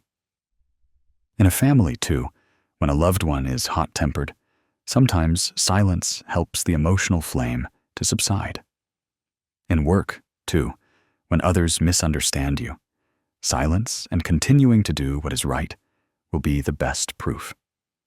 In life, too, when faced with injustice, silence is not standing idly by, but keeping your mind calm so you can act more appropriately and compassionately. After that, you can listen, but don't need to react. You can feel, but don't need to fight back. You can understand, but don't need to try to prove anything. Speaking to you as an old friend, I hope you remember that silence is sometimes the voice of self-respect. Let the truth speak for itself. Let time do its work. And let karma prove your case. When you live with a kind heart, heaven has eyes. When you don't, let your mouth get caught in meaningless disputes. Blessings will come to you in a very gentle way. A person who knows how to keep silent is a person who knows how to preserve blessings. A person who knows how to preserve blessings is a person walking towards peace. Life is short. Take time to quiet your mind, to brighten your heart. When you know when to be silent, you will see your mind like the sun after rain, radiating a very soft, very gentle light. That light not only illuminates yourself, but also illuminates those who are lost. And that's how, just by being silent, you create blessings for this life. As we go through life's long journey, with enough rain and sun, enough joy and sorrow, enough times of holding on and letting go, we realize that nothing in this world lasts forever. This world operates according to the law of impermanence. Everything changes in moments before we even realize it. People who come into our lives in 1 year, when our hearts are innocent, when our hearts are full of enthusiasm, might leave on some afternoon. We are never prepared. Life is like that, without warning, without agreement, without a few lines of explanation. Their appearance and disappearance are often just like a fleeting breeze passing through a door, touching us, and then leaving as soon as the karmic connection changes color. I know that when hearing the words loss, the human heart often shrinks in fear. We fear leaving someone behind on our journey, and we also fear being left behind by someone. We fear loneliness, solitude, emptiness, the sigh that descends in the night, and even memories that refuse to sleep. But dear friend, in the Buddhist law of karmic affinity, no departure is without cause, and no separation is truly unjust. It is simply that when the affinity is sufficient, we meet. When the affinity ends, we part. When a debt is repaid, we gently move on to a different path. This is a cycle that each of us must go through. When talking about karmic affinity, I always feel that it is one of the softest, gentlest teachings that Buddhist Dharma bestows upon humanity. Karmic affinity teaches us to understand that relationships between people are not based on possession, ownership, or bondage, but on unfinished debts from many past lives. The person who comes to us might be for us to repay a debt of love, of kindness, of hurt, or it might be for them to repay a kindness to us. And when that debt is settled, they will leave us in a very natural way, whether we want them to or not. In that teaching, people leave not because of betrayal. People leave because the affinity has ended. People leave us not because we are unworthy of love. They simply have to continue on the path their karma leads them. Life operates according to affinities and debts. People say that meeting is an affinity. Whether or not we stay together depends on the debt. Some people owe us a smile. Some owe us a tear. Some people owe us a happy life, and some people owe us a painful separation. This debt cannot be forced. Trying to avoid or hold on to it goes against the natural flow of karma. I believe that when we understand this, we will stop blaming fate, stop tormenting ourselves, and stop resenting those who leave us. We will see that everything is simply a flow that has been happening for a very long time, and we are just continuing that flow. In the days of being human, I have heard many stories of broken love. Each story leaves me with a difficult-to-describe feeling, both sorrowful and understanding. And perhaps what made me think the most was the human tendency to cling when faced with someone's departure. When we love someone too deeply, we once thought we could change them. We thought that if we just tried a little more, sacrificed a little more, put in a little more effort, that person would come back, would love us as before, would look at us with the same warm eyes as on the first day we met. But you know, love doesn't operate by such compulsion. If the affinity remains, they will naturally stay. If the affinity ends, they leave as gently as clouds melting into the sun. People only hurt because we think we have the right to decide whether someone stays. We think we are stronger than the flow of karmic affinity, so we try to swim against the current. We cling to a hand that wants to let go. We chase after a retreating back. We call out the name of someone who no longer belongs to our life. And it is precisely this that hurts us 100 times more than the separation itself. Because in truth, separation does not kill us. What kills us is the expectation that separation will not happen. What torments us is the feeling that we gave too much, but did not receive what we desired. You know? Every time I see someone hurting from love, I understand that the pain is deep. It's not the pain of the body, but the pain of a soul stretched and torn apart.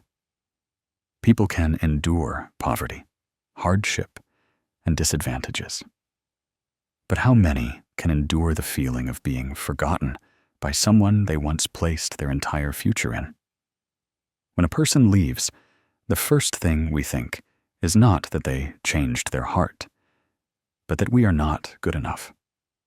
We blame ourselves, digging through old memories to find where we went wrong. We gnaw at the pain by demeaning ourselves, imagining that doing so will keep that person. But dear friend, the human heart is strange. It doesn't listen to reason. It doesn't listen to hope. It only listens to the call of affinity and debt. When the affinity ends, that person automatically walks away. When the debt is repaid, they will gently release our hand and leave our life as a completed task. We cannot blame them, nor should we blame ourselves, because this is a law, not a choice. I want to tell you my story, a story that I think many of us can find ourselves in. Mai loved Hai for 8 years. 8 years of a young woman's youth. 8 years waiting for a destination. 8 years hoping for a home, filled with the laughter of 2 people. Mai's love for Hai was not a superficial kind of love. She loved with all the sincerity she possessed. She was willing to endure Hai's career failures, willing to stand by him when he was frustrated and tired.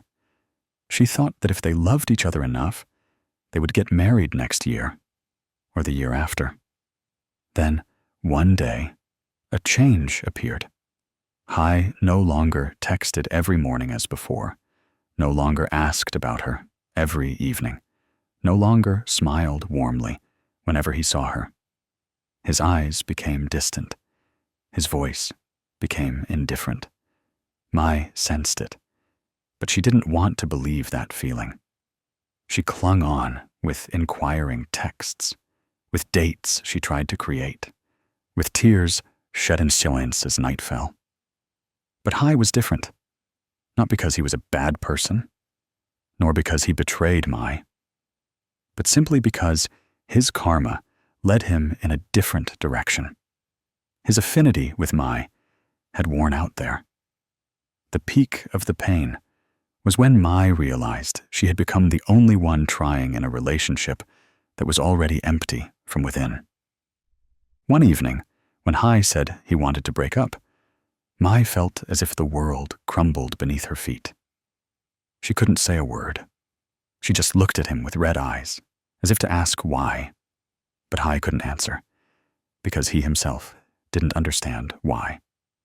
Those who leave don't always know the reason. They just know they have to go. After the breakup, Mai collapsed. She had thought her life was invested in Hai. She had thought her future was a straight line parallel to his. Now everything had turned into smoke. Mai hurt so much that even her breaths became heavy. She didn't blame Hai, but she blamed fate. She blamed heaven for letting her love so deeply, only to have her heart uprooted. A friend, seeing Mai's condition, advised her to attend a short retreat at a Zen monastery. Mai hesitated for a long time, but eventually agreed, because she felt she lacked the strength to heal the wounds in her heart herself. During that retreat, she met Sister Anna, whose eyes were as gentle as water. In a Dharma talk, Mai listened silently as the sister spoke about human karmic affinities. The sister said that everyone we meet in life carries a reason. Some come to teach us how to love. Some come to teach us how to let go. Some come to walk a short path with us. Some come to repay a debt to us. Some come for us to repay a debt to them. And when that debt is settled, they will leave like a bird finding its way to the free sky. The sister looked down at the row of meditators and said a sentence that made Mai almost burst into tears. Those who come to repay a debt leave when it's settled. No one owes anyone forever. They don't leave because love has ended. They leave because the affinity has reached its conclusion.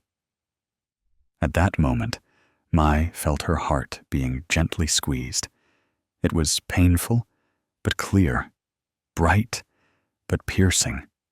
She realized she had been wrong to think she could hold on to Hai with love.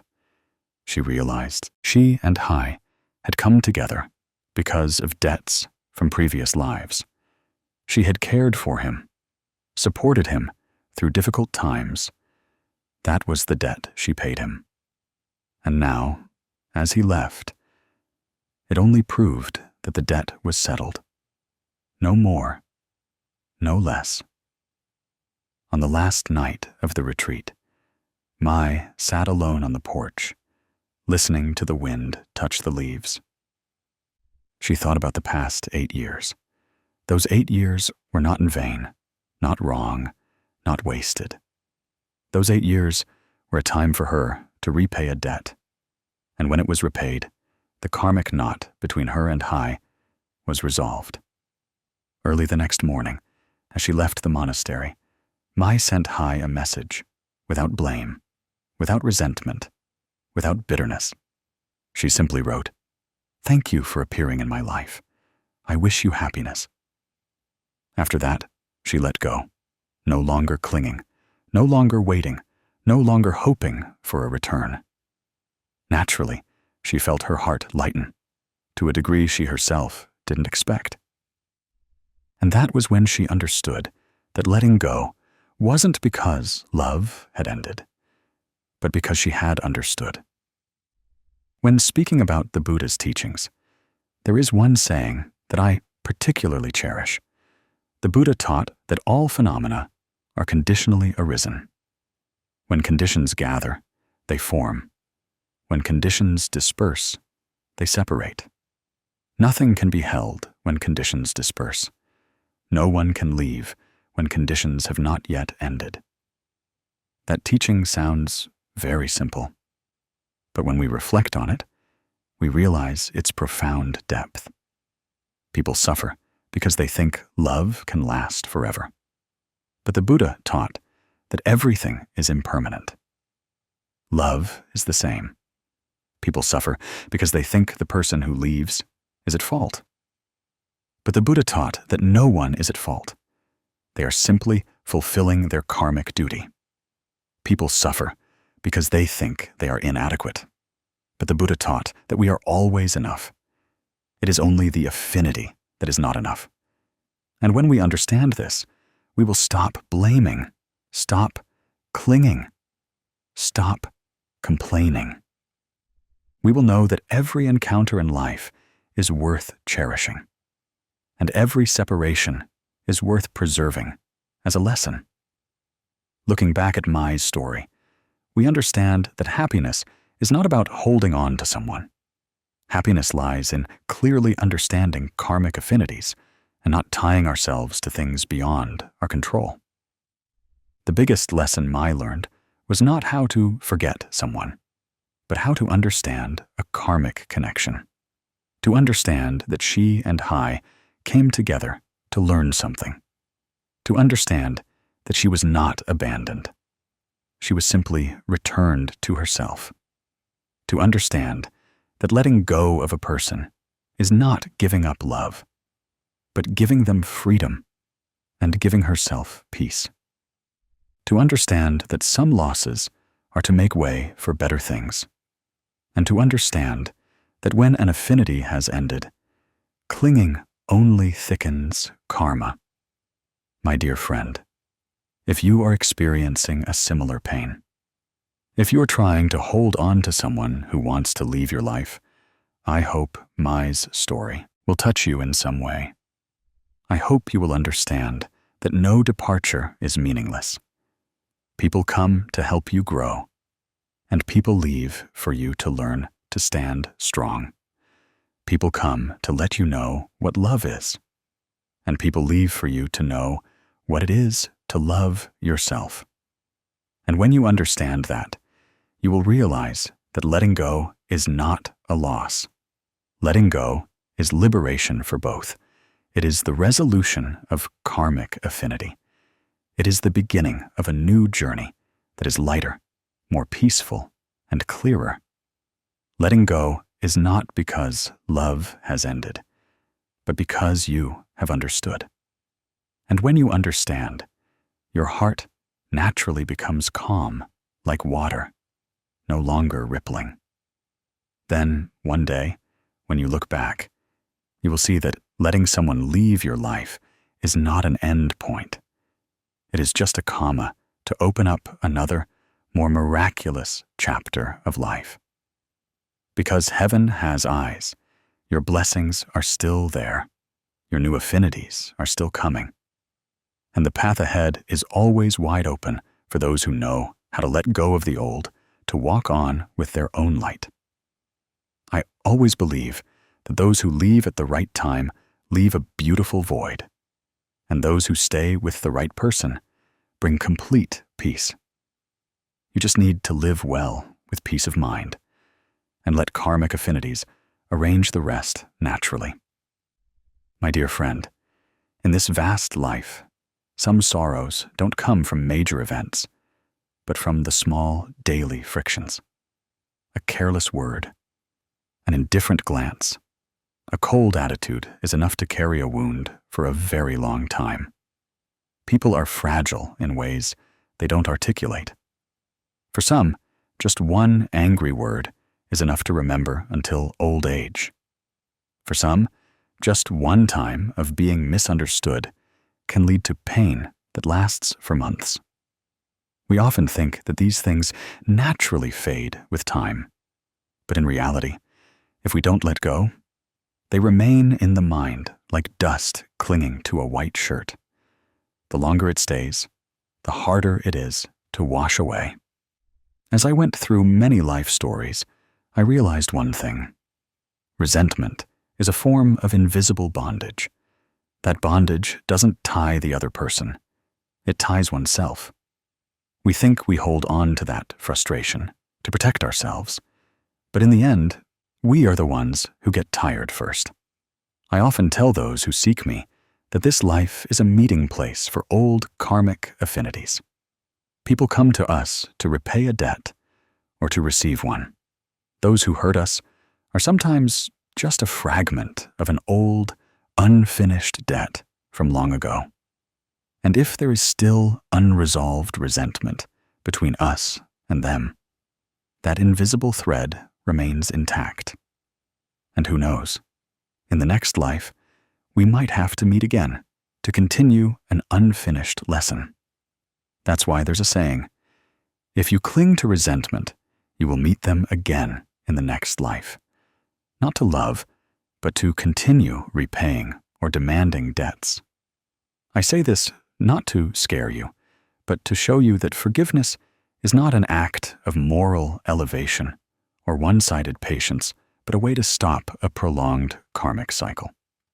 Forgiveness is not for their benefit, but for our hearts to lighten, for our steps to be unburdened. Forgiveness is not because they deserve it, but because we want peace.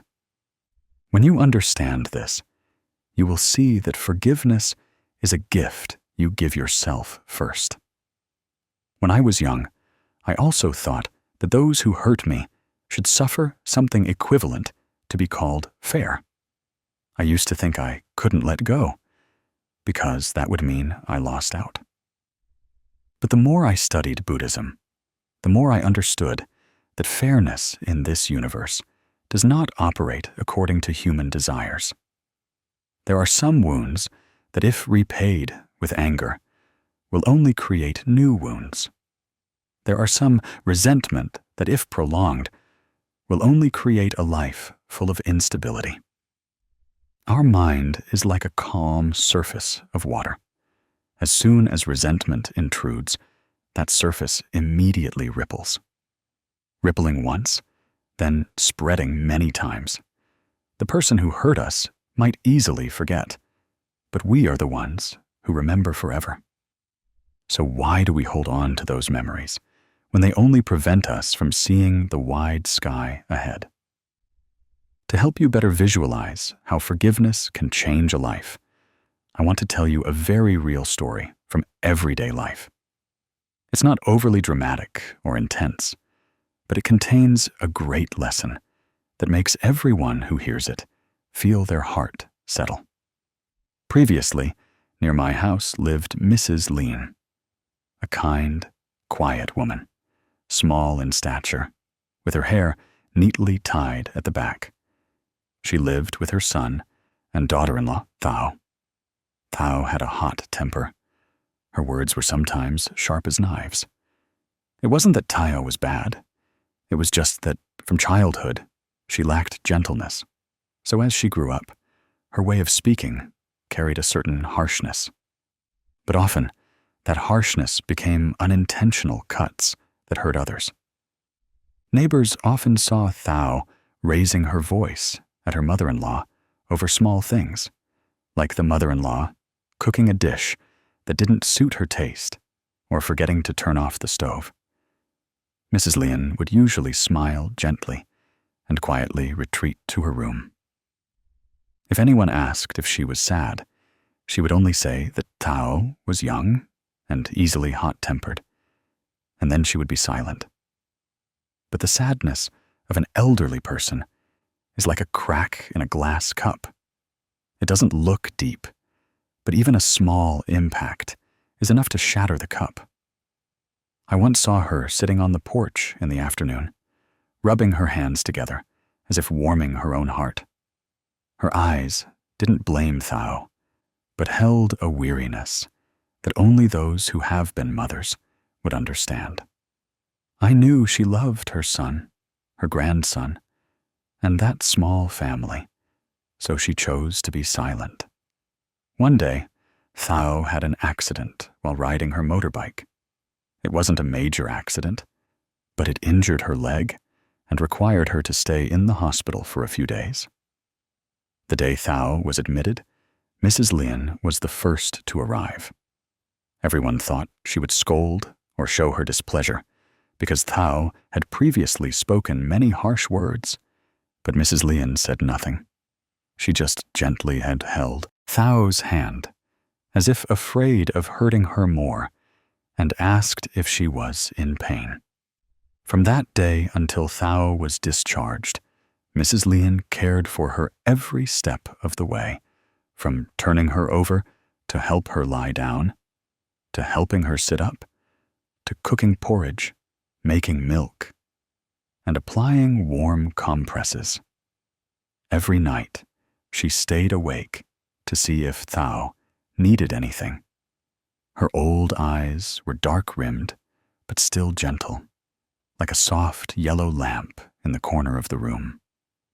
Thao said nothing, but everyone saw her eyes gradually soften.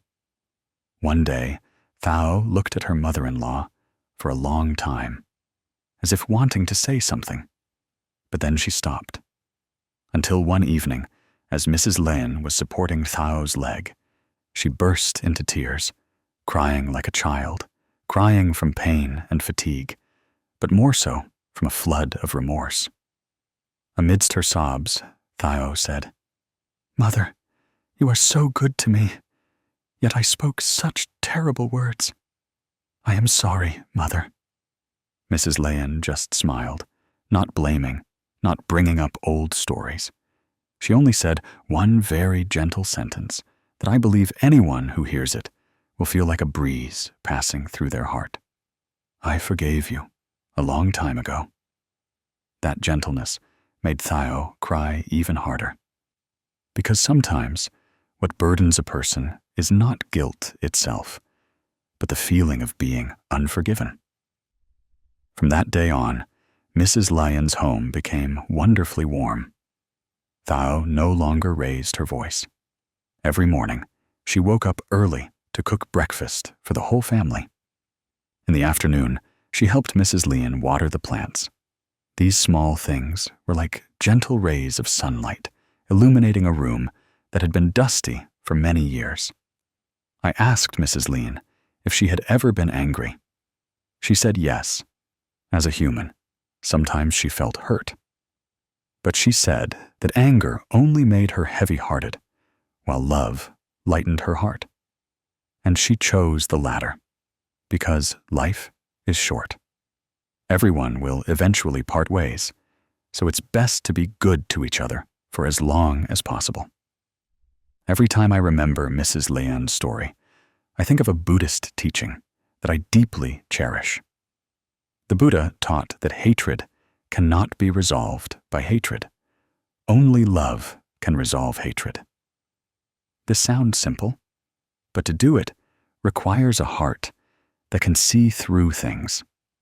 Because when we are angry, we want the other person to hurt as much as we do. But the truth is, when we are angry, we hurt more. Forgiveness is not about condoning wrongful behavior, but about stopping ourselves from allowing that memory to continue hurting us. We put everything back in its rightful place. We choose peace for our own minds. If you look deeper into the doctrine of karmic affinity, you will see that there is always a thread between people. This thread is woven from countless actions, emotions, and words created over many lifetimes. When people love each other, it's because that thread contains many good seeds. When they hate each other, it's because in the past, they sowed seeds of resentment. And when we forgive, we are untying a knot that, if left, will remain there and wait for the next life to be tied again. Do you want to meet someone you resent again in the next life? No. I believe no one wants that. Therefore, forgiveness is a wise choice, the first step to cutting unnecessary ties.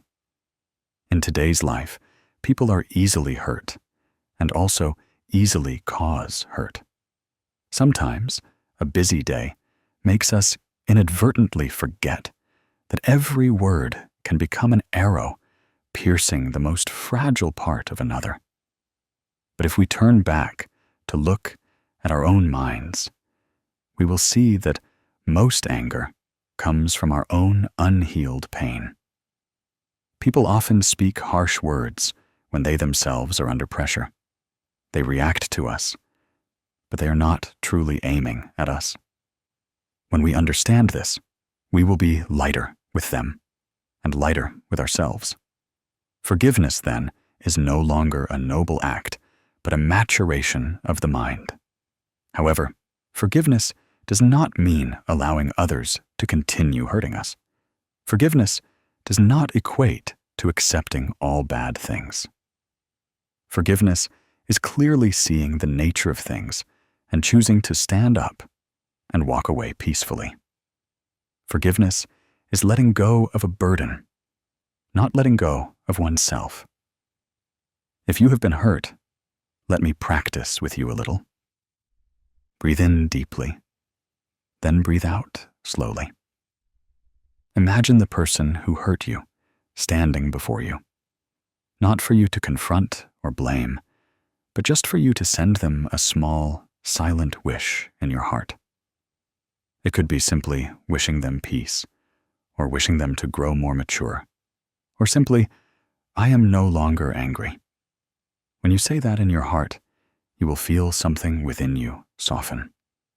It's like untying a long, knotted string. You suddenly hear a very gentle sigh from your own heart. That's when karma begins to stop. And stopping karma is saving ourselves first. Because the human heart is like a room.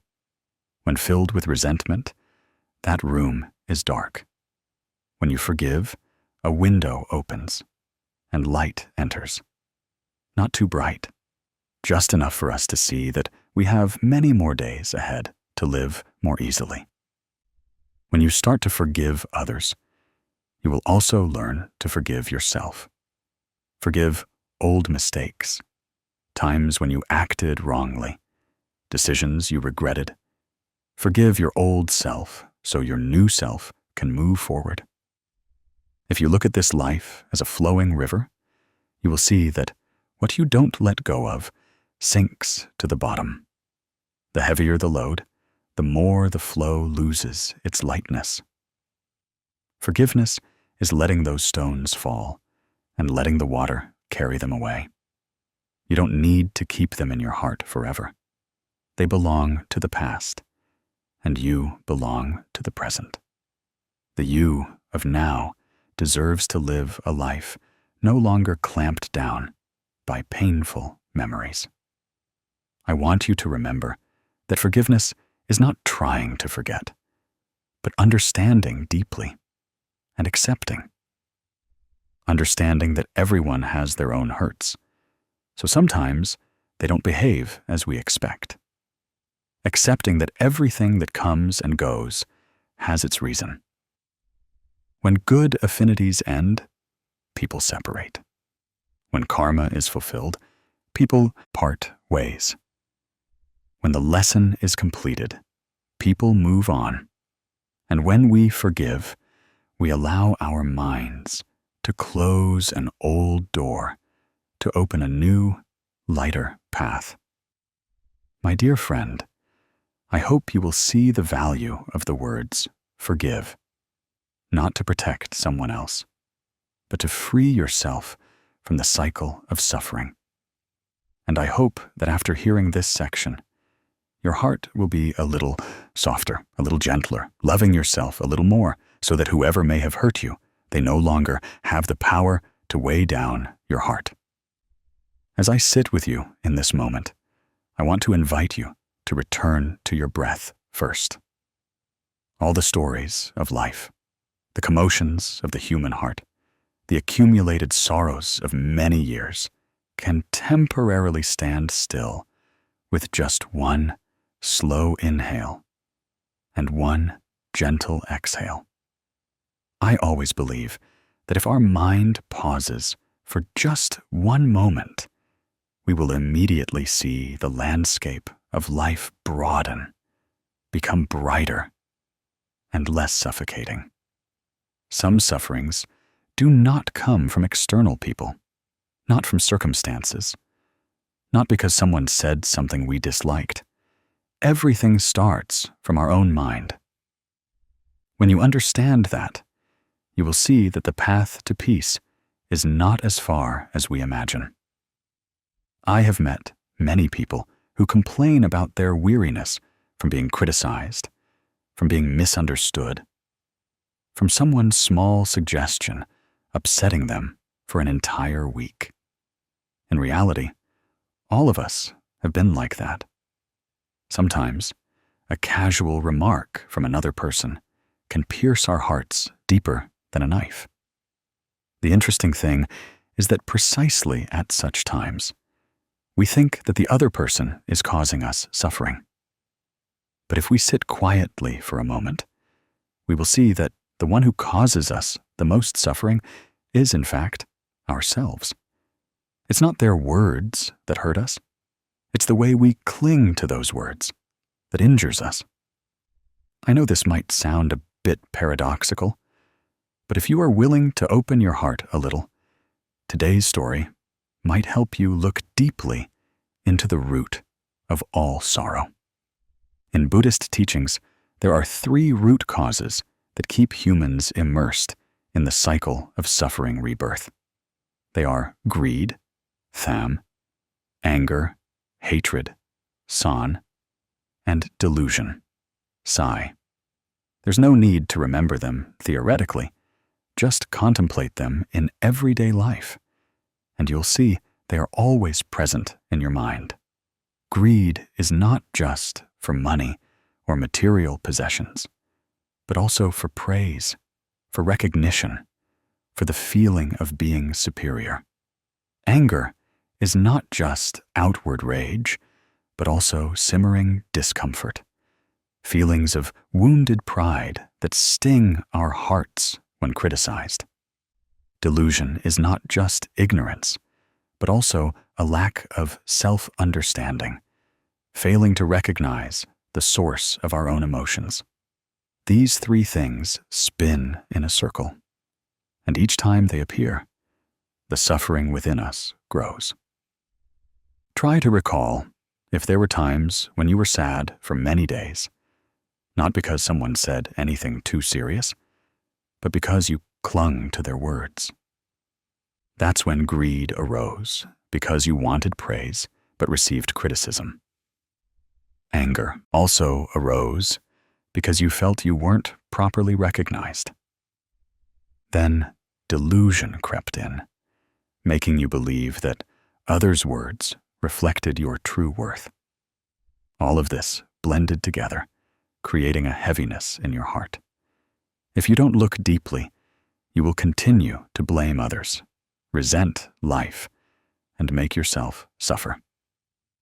Let me tell you the story of Locke, a person I had the chance to meet during a small talk on inner healing. Locke was a kind, diligent person, always trying to do his best at work, but he had a very peculiar suffering. If anyone said something even slightly unpleasant, he would be sad for an entire week. Not just sad, he would ruminate endlessly, tossing and turning to the point of losing sleep. He told me that if a colleague teased him a little or offered a gentle suggestion, his heart would immediately ripple like water struck by a pebble. One time, Hua, his colleague, just joked that Locke was a bit slow in processing documents. It was just a joke, but Locke was upset for a whole week, fixating on that remark as if it were a serious accusation. He thought about it in the morning, at noon, in the evening, when going to work, when eating, even when going to bed. He tried to find where he went wrong. He tried to figure out if Hua looked down on him, tried to dissect every small action of his to convince himself that he wasn't that bad. Meanwhile, the person who made the remark forgot about it 10 minutes later. But he, the listener, held it in his heart like a heavy stone, letting it weigh down his mind, blocking all air, making him feel tired, even to breathe. When I asked him why he suffered so much, he remained silent for a long time. After a while, he finally said, "Actually, I wasn't angry at Hua. I was just sad because I felt I wasn't good enough. What I feared wasn't criticism, but the feeling that I wasn't as skilled, as perfect as I hoped." I remember at that moment, I just told him something I believe you might also need. People's words are the wind, and you are the cloud. If the wind blows into the cloud is still there. The wind comes and goes. The cloud still drifts calmly. The cloud cannot disappear. It is only blown stronger today than yesterday. Life is the same. There will be words of praise, words of criticism, complaints, and blame that blow through your life every day, every month, every year. But only when you cling to them do you become the one who suffers. The wind does not make the cloud suffer. Only if the cloud wants to stand still does it feel itself being swayed. But when the cloud accepts that it was born to drift, to be light, to follow the laws of nature, then every gust of wind becomes normal. I advised Locke to try observing his emotions. Whenever he heard someone say something that bothered him, he should close his eyes, breathe in deeply, and ask his heart, did that person truly make me sad? Or am I clinging to those words myself? He should examine where that feeling of sadness came from. From wounded pride, from a desire for praise, or from the ego demanding perfection. When he was willing to look deeply into himself, he saw that the root lay in his mind, not in others. Not long after that meeting, Locke called me, his voice lighter. He said he read the phrase, "People's words are the wind," and it awakened him. He started meditating every evening, just 5 or 10 minutes, but consistently. Each time someone said something that unsettled him, he would close his eyes and observe where that emotion resided in his body. At first, it was difficult because his emotions were scattered, but then he realized it was like a wisp of smoke passing by. He didn't force it to dissipate. He just watched it drift. Gradually, he no longer suffered prolonged sadness from small jokes. A boss gave him gentle feedback that he should be faster at work. He just smiled and accepted it instead of letting his mind get agitated. He said that he finally understood that it wasn't other people's words that had power, but his own clinging that was the source of all suffering. In the scriptures, there is a saying that one who knows oneself is wise. When we understand others, we only have intelligence. When we understand ourselves, we have wisdom. The Buddha's words are gentle, yet enough to awaken someone. When we understand ourselves, we know where suffering begins. When we see the root, we no longer blame, no longer resent, no longer run to find someone to fix our happiness. We turn back to ourselves, adjust ourselves, and heal ourselves. I know that in your life, there are also times when you are sad because of criticism, happy because of praise, angry because of a remark, or worried because of someone else's gaze. But dear friend, if you let one remark control your mood for an entire week, you will miss many beautiful things happening around you. Life is not long enough for us to waste days just because of someone's fleeting comment. You might not believe this immediately, but actually, others rarely think about us as much as we imagine. What they say is sometimes just a fleeting emotion, but we, the listeners, turn it into a sharp thorn to torment our own hearts. I hope you understand that praise or criticism does not increase or decrease your value. A beautiful flower remains beautiful, whether praised or criticized.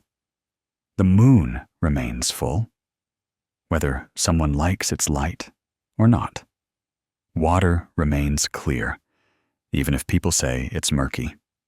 Your mind is the same. Whether you are peaceful or not depends not on others' words, but on how you see yourself. When you truly look deeply, you will see that the 3 roots of affliction, greed, anger, and delusion, exist nowhere else but in your mind. If you crave recognition, you will hurt when criticized. If you get angry when someone touches your ego, you will suffer. If you believe that others' words reflect your true nature, you will become confused. But when you identify that operation, you will have the opportunity to untie each knot slowly and surely. That's why I always encourage listeners to practice insight meditation with the image that people's words are the wind, and we are the cloud. When you sit still, breathe softly, and visualize yourself as a cloud drifting across the wide sky. You will feel your heart soften. The wind might be strong, but it cannot hold the cloud. The wind might blow, but it cannot drag the cloud into suffering if the cloud accepts that it was born to be free. If you want to apply this immediately, try a small practice. Whenever someone says something that bothers you, pause for a few seconds. Place your hand on your chest. Feel your heartbeat. And then ask, is it their words that make me suffer, or my own thoughts? You will be surprised to find that more than 90% of the time, the suffering comes from things you imagine in addition, not from what they actually said. Then, breathe slowly and silently. Tell yourself, I am the cloud, and people's words are the wind. That gentleness will free you from the invisible shackles you have carried for so long. When you are calm enough and see through suffering, you will learn not to be swayed by praise or criticism. You will find your heart stronger, like a lake that knows how to maintain its stillness even when the wind blows through. You will no longer have to tire yourself out chasing after the judgments of the world.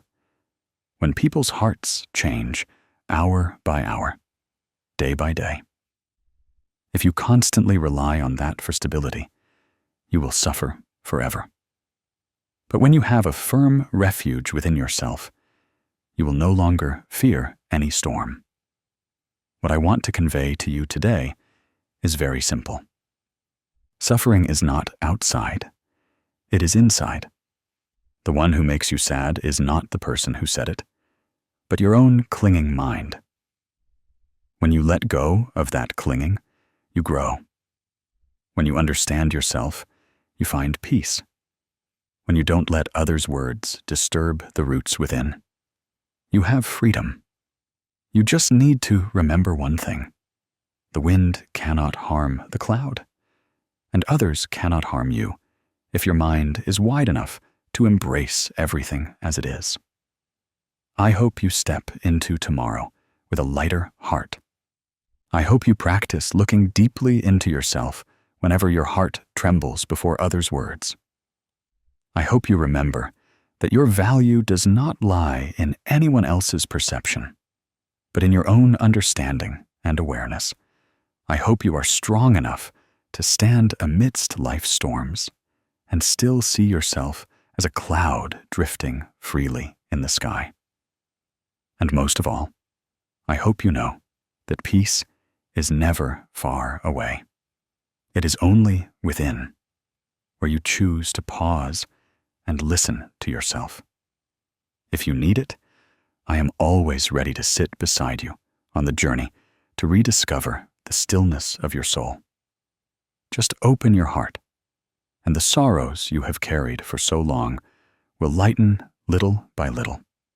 Every slow breath, every deep look, every sigh of release is another step closer to yourself. And when you understand yourself, you will know that all praise and criticism are just the passing wind. As for you, you were born to be free, to be light like a cloud in the open sky. When daily life becomes increasingly rushed, when work pushes people into endless races, perhaps the easiest thing to forget is the small home we return to. I have met many people who can be patient with their bosses, smile gently with colleagues, and be patient with customers, but find it difficult to maintain kind words with their own family members. Sometimes, just a careless word, a glance lacking a smile, or a moment of weariness when emotions are out of control is enough to change the atmosphere of the entire home. People often say that family is a peaceful harbor, but the truth is, Peace doesn't come on its own. It needs to be nurtured every day. It needs hearts that know how to pause, to love each other, to yield a step. I always want to remind you that life is impermanent. We can lose a loved one in an unexpected moment. Therefore, if we know how to cherish each other a little earlier and speak kind words a little earlier, happiness can be much closer. In Buddhist teachings, family is considered a blessing, a place to sow the seeds of understanding and love. But it is also within the family that afflictions can arise most strongly, because we easily loosen our mindfulness. We assume that our family members must understand us, must accept us, must endure us. From that, we become easily hot-tempered, easily resentful, easily forget that everyone in the household has a heart that needs care. The Buddha taught that words are like arrows. Once shot, they cannot be retrieved. Some arrows do not create visible wounds, but leave scars in the listener's heart that do not heal for many years. Many families break up, not because of a major event, but simply because of one impatient word. Conversely, many families are warm simply because their members know how to hold back harsh words when their minds are turbulent. A little self-restraint can save a marriage. A little listening can preserve the closeness between parents and children. A little understanding can create happiness that money cannot buy. People often think that family is a place where we are allowed to unleash our emotions because they are our loved ones. But precisely because they are loved ones, the pain is deeper, and words have more power to hurt. When we yell at a stranger, they might just be annoyed for a moment and then forget. But when we yell at our wife, our husband, or our child, that sound can become a crack in their hearts. Human psychology is very strange. We can force a smile for the outside world, but easily lose our temper with the ones we love most. Because of a sense of security, we assume they won't leave us. But it's that very sense of security that makes us inadvertently hurt them the most. When you live long enough, you will realize that spouses separate, not because they stop loving, but because they can no longer endure the feeling of being hurt. Children distance themselves from parents, not because they are unfilial, but because they cannot bear the constant imposition and harsh words. Siblings separate, not because they lack blood ties, but because in arguments, no one is willing to see the other's perspective. People hurt more from words than from actions, because words go straight to the heart. I want to tell you the story of Bao's family, a story that I believe many people will see themselves in. Bao was a man who commuted far for work every day. He left home early in the morning and returned late at night. He loved his wife and children, but like many other men, he brought home a lot of exhaustion. Some days, the company was busy and he was stressed all day. When he stepped through the door, he longed for a few minutes of quiet to breathe. But family is not always as quiet as we wish. That day, his wife Yen just asked a few very ordinary questions. "Are you home a little late today, dear? You look tired? Have you eaten?" But because he was already too stressed, Bao's mind was filled with mounting pressure, so even such a small question made him explode. He yelled, his arm raised forcefully, his voice booming through the house, making his young son Nam jump and burst into tears. Yen stood silently, not saying a word. It wasn't that she didn't want to speak, but she knew that if she opened her mouth then, things would only get worse. The small house suddenly swayed, as if a strong wind had swept through, knocking all peace to the ground. That night, Nam went to sleep, still sniffling. The boy didn't understand adult matters, but could feel the heavy atmosphere. Children are very sensitive. They don't understand reasons, but they sense emotions in every detail. Yen lay next to him, her heart heavy as stone. Bao lay a few steps away, but his heart was also restless. Although the anger had passed, he was drawn into a feeling of remorse from seeing his son's sad eyes. But because of his ego, he didn't know how to initiate a conversation. The next morning, as Bao prepared for work, he saw Nam sitting at the dining table with a silent face. Yen was preparing breakfast, but didn't look his way. An invisible distance was widening between the three of them. Bao looked at his son, then at his wife, then turned to look at his own heart. Something within him suddenly softened. He realized that the shouting last night not only scared his son, but also robbed their home of laughter. And he clearly felt that if he continued like this, he could lose the home he loved. He approached his son and wife and apologized, his voice hoarse with embarrassment. But at that very moment, Yen looked up and gently said that what happened wasn't as important as whether the family could be at peace. Nam looked at his father and then collapsed into his arms, a moment that freed Bao's heart. The three of them sat together and agreed that when someone in the house was angry, the other would remain silent. Silent to preserve harmony, silent to avoid hurting each other, silent to let the anger pass. Then they would talk calmly. From that day on, Bao's home became warm again, not because there were no conflicts, but because they knew how to stop before hurtful words were spoken. And with just that, the small family was once again filled with laughter. You see, sometimes just 1 minute of our anger can create days of distance between loved ones. But just 1 minute of pausing, and everything can become smooth again. Maintaining harmony is always easier than mending what's broken. Once words are uttered, they cannot be taken back as before.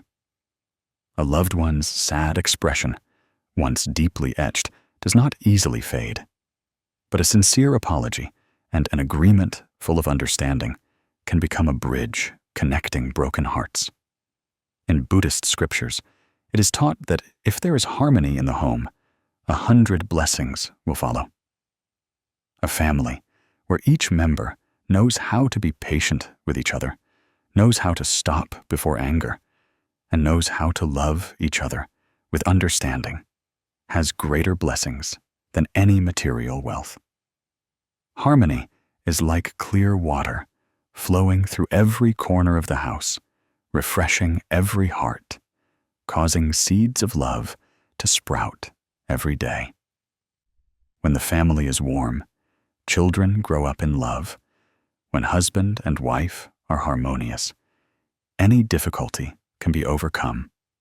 When siblings know how to yield to each other, the whole family is as if protected by a screen of peace. Family is the place that requires the most skill in words and speech. A kind word can warm an entire meal. A gentle sentence can resolve misunderstandings. A moment of silence when angry can preserve happiness. Patience is not defeat, but triumph over the anger within oneself. The patient person is the strongest because they have the ability to protect peace for the entire family. I have seen families where parents knew how to restrain their words, to slow down whenever they felt angry. The children raised in such environments all had gentler souls. They knew how to love, how to listen, because they saw that every day. Spouses are the same. If two people both know to put love before right or wrong, their home will always be warm. A person's timely patience can be the reason a home endures. I want to tell you that no family is perfect. There are only families that know how to love each other and live together. When we understand that our loved ones also have their own fatigue and sorrows, we will be more empathetic. When we understand that a harsh word from us can cause a loved one to lose sleep all night, we will know how to guard our mouths better. When we understand that children are not always good in the way we want, we will blame less and look at them with more patience. When we understand that elderly parents are sometimes forgetful, not because they intentionally want to be difficult, but because age makes them weak, we will know how to speak gently and cherish every day we can still be with them. All these things begin from understanding in each person's heart. There's a beautiful teaching in the scriptures. One who conquers 1,000 armies is not as great as one who conquers oneself. And in a family, conquering oneself is conquering anger, conquering ego, conquering irritation. Conquering oneself is the greatest victory because it brings peace to the entire family. Happy families are not without problems, but because they know how to use love to solve problems. They know when to smile and when to be silent. They know how to make amends before things go too far. They know how to value each other above temporary emotions. The lesson from Bao's family is actually very simple. They only did one thing: agreed that when angry, they would be silent. But that very simplicity is the cornerstone for lasting happiness. I believe every family can do this.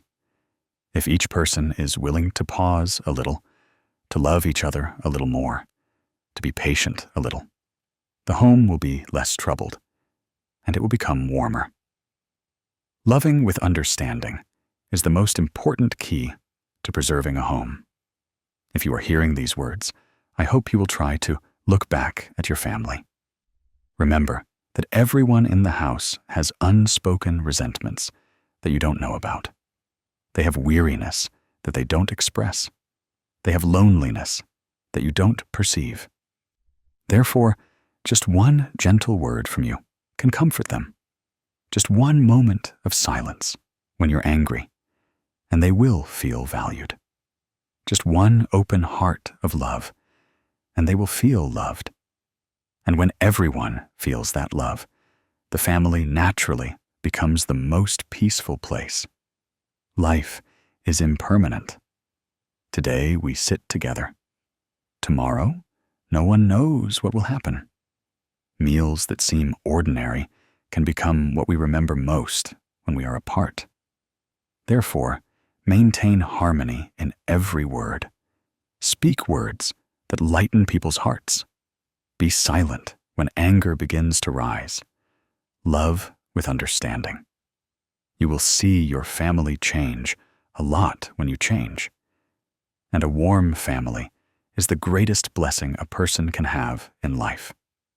When the home is peaceful, the heart will be peaceful. When the heart is peaceful, blessings naturally abound. And when blessings abound, life outside also becomes more favorable. I believe that if you can step away from the busyness of today and take a minute to look deeply at how you treat your loved ones, you will see many things you can do better. And if you just start with a kind word, a moment of silence when angry, and love with understanding, your home will become a place full of light. All good things outside begin from inner peace within the family. I hope you can nurture that every day so that the blessings follow you throughout your life. On some afternoons, I sit on the porch watching the clouds drift across the sky. Each time, I realize that this life is not as rushed as people often imagine. Everything has its own rhythm, the rhythm of heaven and earth, the rhythm of karmic affinities, the rhythm of things silently operating behind us. In the impermanence of life, what makes us weary is not the actual burden, but the feeling of being at a disadvantage, being treated unfairly, being underestimated, being pushed around. Sometimes it's just a small thing, but it creates a knot in the heart, as if someone just placed a heavy stone on our chest. I know there have been many times you've asked yourself why you always have to bear the disadvantages, the losses, the heavy burdens, while people who are not so good seem to have an easier time than you. That feeling is very real, very human, and can easily cause bewilderment. However, when you look deeply into the flow of karma, you will realize one thing. What belongs to you is never lost. As for what is not yours, no matter how you try to cling to it, it will just be like clouds drifting in the sky. The ancients said that heaven has eyes. A person with a kind heart, even if they suffer a disadvantage in this moment, will be compensated at another time. As for those who sow unwholesome deeds, even if they are winning in the short term, they cannot escape the karma they have sown. In Buddhist teachings, this is called karma and its result. All our actions are like seeds falling into the earth. Once they fall, sooner or later, they will sprout. Let me tell you about the true meaning of not fearing disadvantages, because disadvantage is not losing. Losing is not being deprived, and yielding is not foolishness, but sowing a seed of blessing for yourself. When you understand this, you will feel your heart soften. The things that once bothered or hurt you will gradually become as light as a breeze passing through life. We live in impermanence. Nothing lasts forever, including disadvantages or bitterness today. What remains is only whether our heart is wide or narrow, whether it is forgiving or still clinging heavily. I remember once meeting an old woman selling vegetables at the market.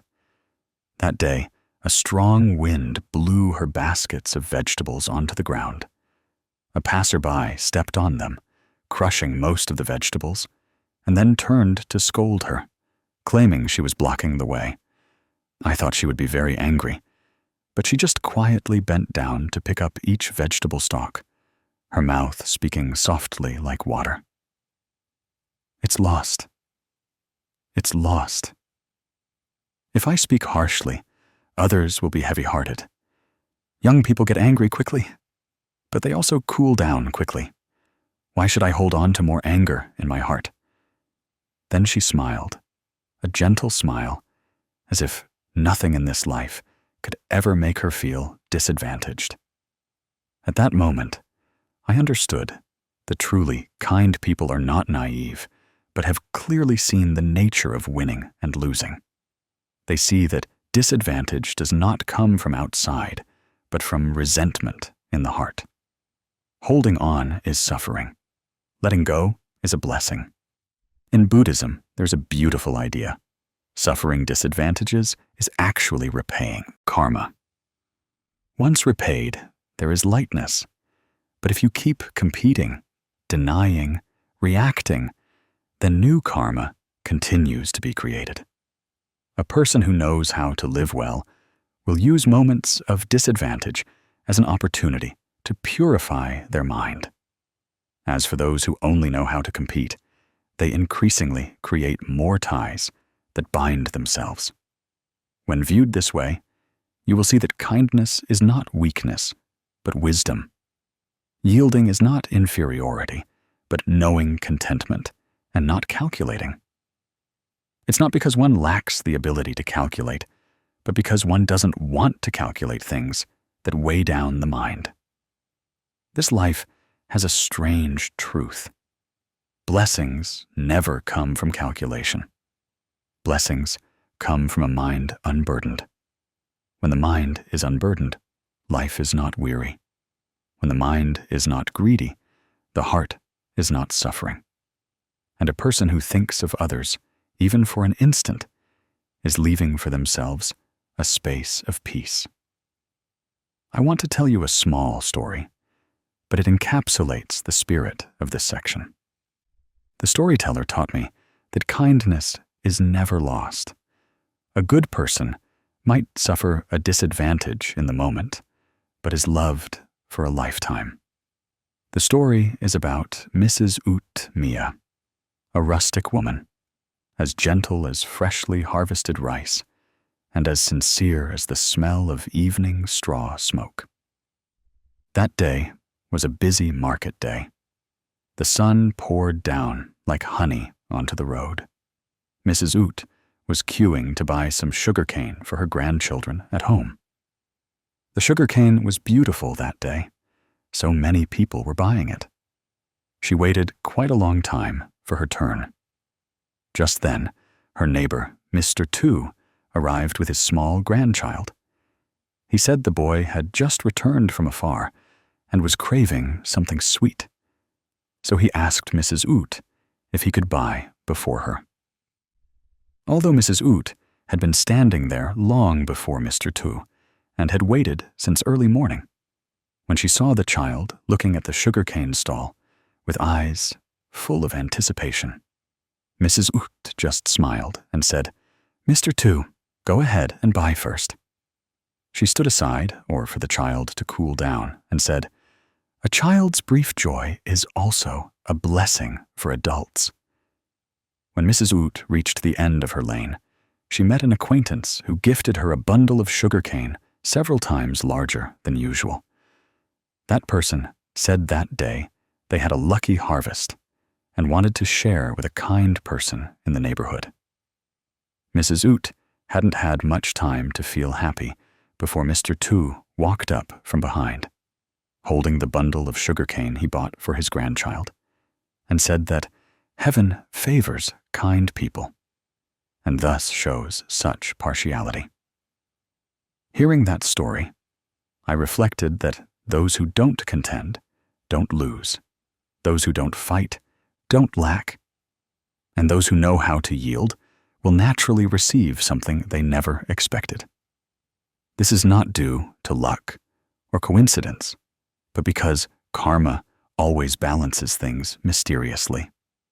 In Buddhist scriptures, there is a passage that says, "One who sows good seeds is like someone carrying good seeds to plant.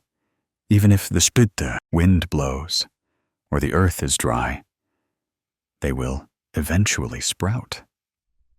Blessings never come immediately, but arrive when our heart is wide enough to receive them. Just as seeds only sprout when the soil is moist enough, a person's heart only receives blessings when the mind is kind enough. When telling you this story, I want you to recall the times you felt disadvantaged. Perhaps at work you were misunderstood, but you chose silence to avoid further trouble. Perhaps in your family, you bore a heavier burden because you didn't want others to struggle. Perhaps you helped someone very sincerely, but they misunderstood you. All these things make you feel like you've lost out. But in reality, you haven't lost anything at all. You are repaying old karma that you don't remember sowing. You are sowing new seeds of blessings that you haven't yet seen. And you are becoming a person whom life always wants to protect, simply because you don't hurt anyone. Disadvantage is not a sign of weakness. Disadvantage is proof that you have a heart that knows patience, knows how to see far, and chooses peace over competition. The immediate disadvantage is a very small price to pay for long-lasting lightness of mind. whereas immediate gain and loss only bring a shallow victory, which ultimately must be paid for with uneasiness. I have met many people who say they don't want to be kind anymore because kindness makes them vulnerable to exploitation. But you know, kindness doesn't mean allowing others to do whatever they want. Kindness is knowing right from wrong, but choosing to act in accordance with morality rather than with anger. Kindness is not pushing others to be hurt just to protect one's ego. Kindness is standing above to see everything with an expansive mind, not letting others climb all over you. A truly kind person is a strong person. Strong because they can keep their mind from being dragged down into the depths of competition. And when you live authentically with your kind heart, heaven and earth will naturally rearrange everything. Some people will come to thank you. Some people will come to return what you once lost. Some people will leave your life so you have the opportunity to meet better people. Every event is a link in the karmic cycle in operation. The lesson I want to send you is that when you find yourself in situations where you feel disadvantaged, remember that you are not alone. Heaven and earth are recording it. Karma is purifying. Blessings are silently growing. The more peaceful your mind, the brighter your path. Hearing one thing expands your heart a little, and the more it expands, the more blessings follow. In daily life, you can practice by pausing for a moment when something bothers you. Ask yourself what you gain if you win this situation, and what you lose if you yield. Most of the time, if you think deeply, you will see that yielding only loses a little pride, but preserves harmony and peace. Whereas winning gains a little satisfaction, but brings more suffering to the mind. That price is not worth it at all. You can also practice looking at everything with compassionate eyes. See that people are angry because they are suffering. See that people compete because they fear loss. See that people behave poorly because they are not yet awake.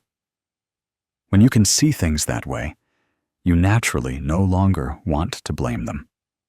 And when you don't blame, you also no longer feel disadvantaged. Finally, I want to remind you that heaven has eyes, not in the sense of mechanical punishment or reward, but as the delicate balance of the universe, always operating with precision. Those who sow good will encounter good. Those who live kindly will meet kindness. Those who suffer disadvantages without resentment will be supported from unexpected places. You just need to live right, live kindly, live honestly and gently, and heaven and earth will make a way. And if one day you feel you are bearing too much, sit down, take a deep breath, and tell yourself that you are repaying all your old debts. Tomorrow, your heart will be lighter. Tomorrow, you will have more blessings. Tomorrow, your path will be brighter. You are not losing. You are simply purifying yourself to receive better things. So, don't fear disadvantages. Don't worry about being overwhelmed. Don't harbor feelings of injustice. Believe in karma as you believe the sun rises every morning. Everything that happens to you today is part of the journey for you to become the best version of yourself. And I believe you deserve a life as light as the wind blowing through a rice field, a life as bright as the morning sun on a rooftop, a life with enough blessings to navigate every storm with a peaceful mind. You just need to live well. Heaven will take care of the rest. My dear friend, as we have journeyed together through the previous sections, now, as we sit in this final moment, I want us to take a soft and slow breath together, to reflect on all that we have contemplated. Life is inherently impermanent. Every morning we wake up is a gift. Every breath in and out is a gentle reminder that everything is fragile and changes. Wherever you are, whether your heart is at peace right now or still heavy, I hope you allow yourself a moment of stillness to listen to the story I am about to tell. It's like a conclusion, but also an open door to more peaceful new days. I often think that life is like a long river. Some sections flow rapidly, some are as still as a mirror. There are times when we are caught in the whirlpools of greed, anger, calculation, winning and losing. There are times when we can sit by the bank and listen to the gentle lapping of the water against old pebbles, reminding our hearts that all things will pass. When we understand this law of impermanence, we will be gentler with ourselves, less harsh with others, and no longer overly afraid of perceived, undeserved disadvantages. And when we can let go of the fear of disadvantage, we truly see that in this vast life, living kindly has never been a loss. On the contrary, it is a silent treasure that heaven and earth quietly record. In Buddhist teachings, there is a simple truth that each of us has heard, but not everyone has truly contemplated it. Karma always operates like a shadow following a form, like an echo following a sound. It requires no complexity, and no one can control it. Every thought, word, and action of ours plants a seed. Every seed will eventually sprout, whether sooner or later. When a person lives well, lives kindly, lives virtuously, they don't need to explain themselves to anyone, nor do they need to justify themselves, because karma does that for them. So I often tell my friends that if you live well, but still feel disadvantaged, it's simply because the time for blessings to ripen has not yet come.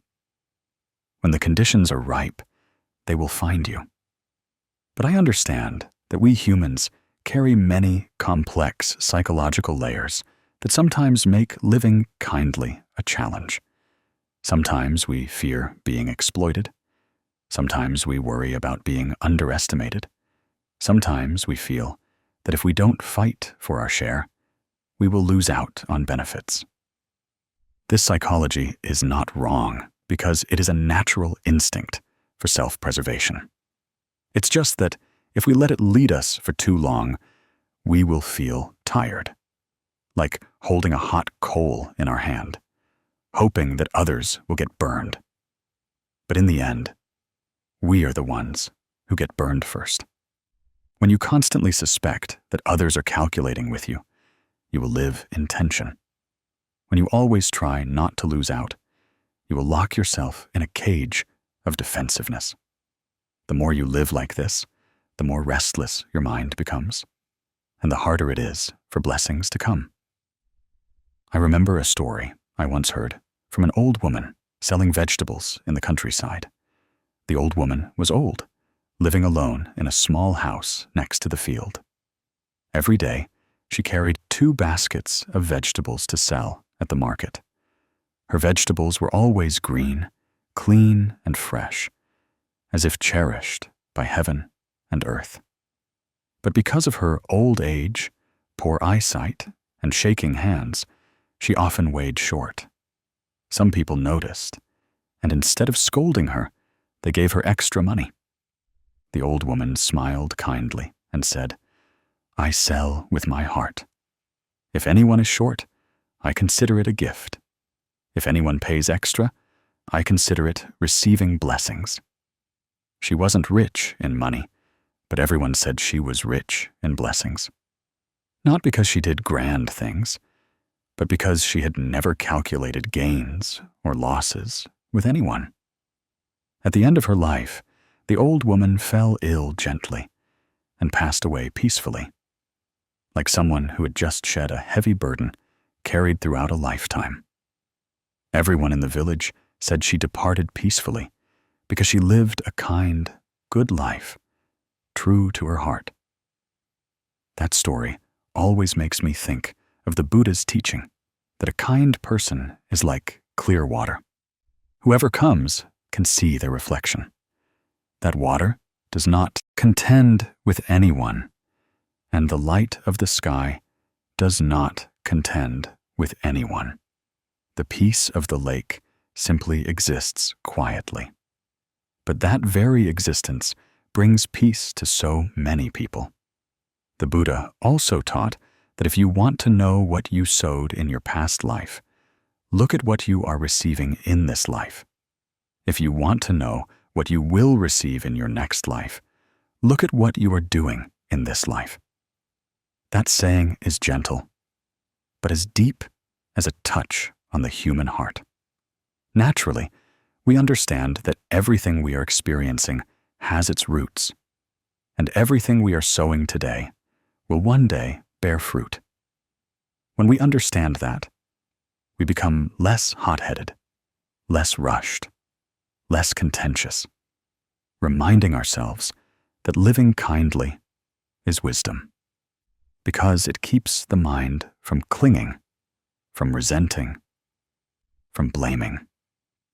From all these things, when we look back, we realize that the greatest lesson of life has never been about whether we are better than someone, worse than someone, win against someone, or lose something.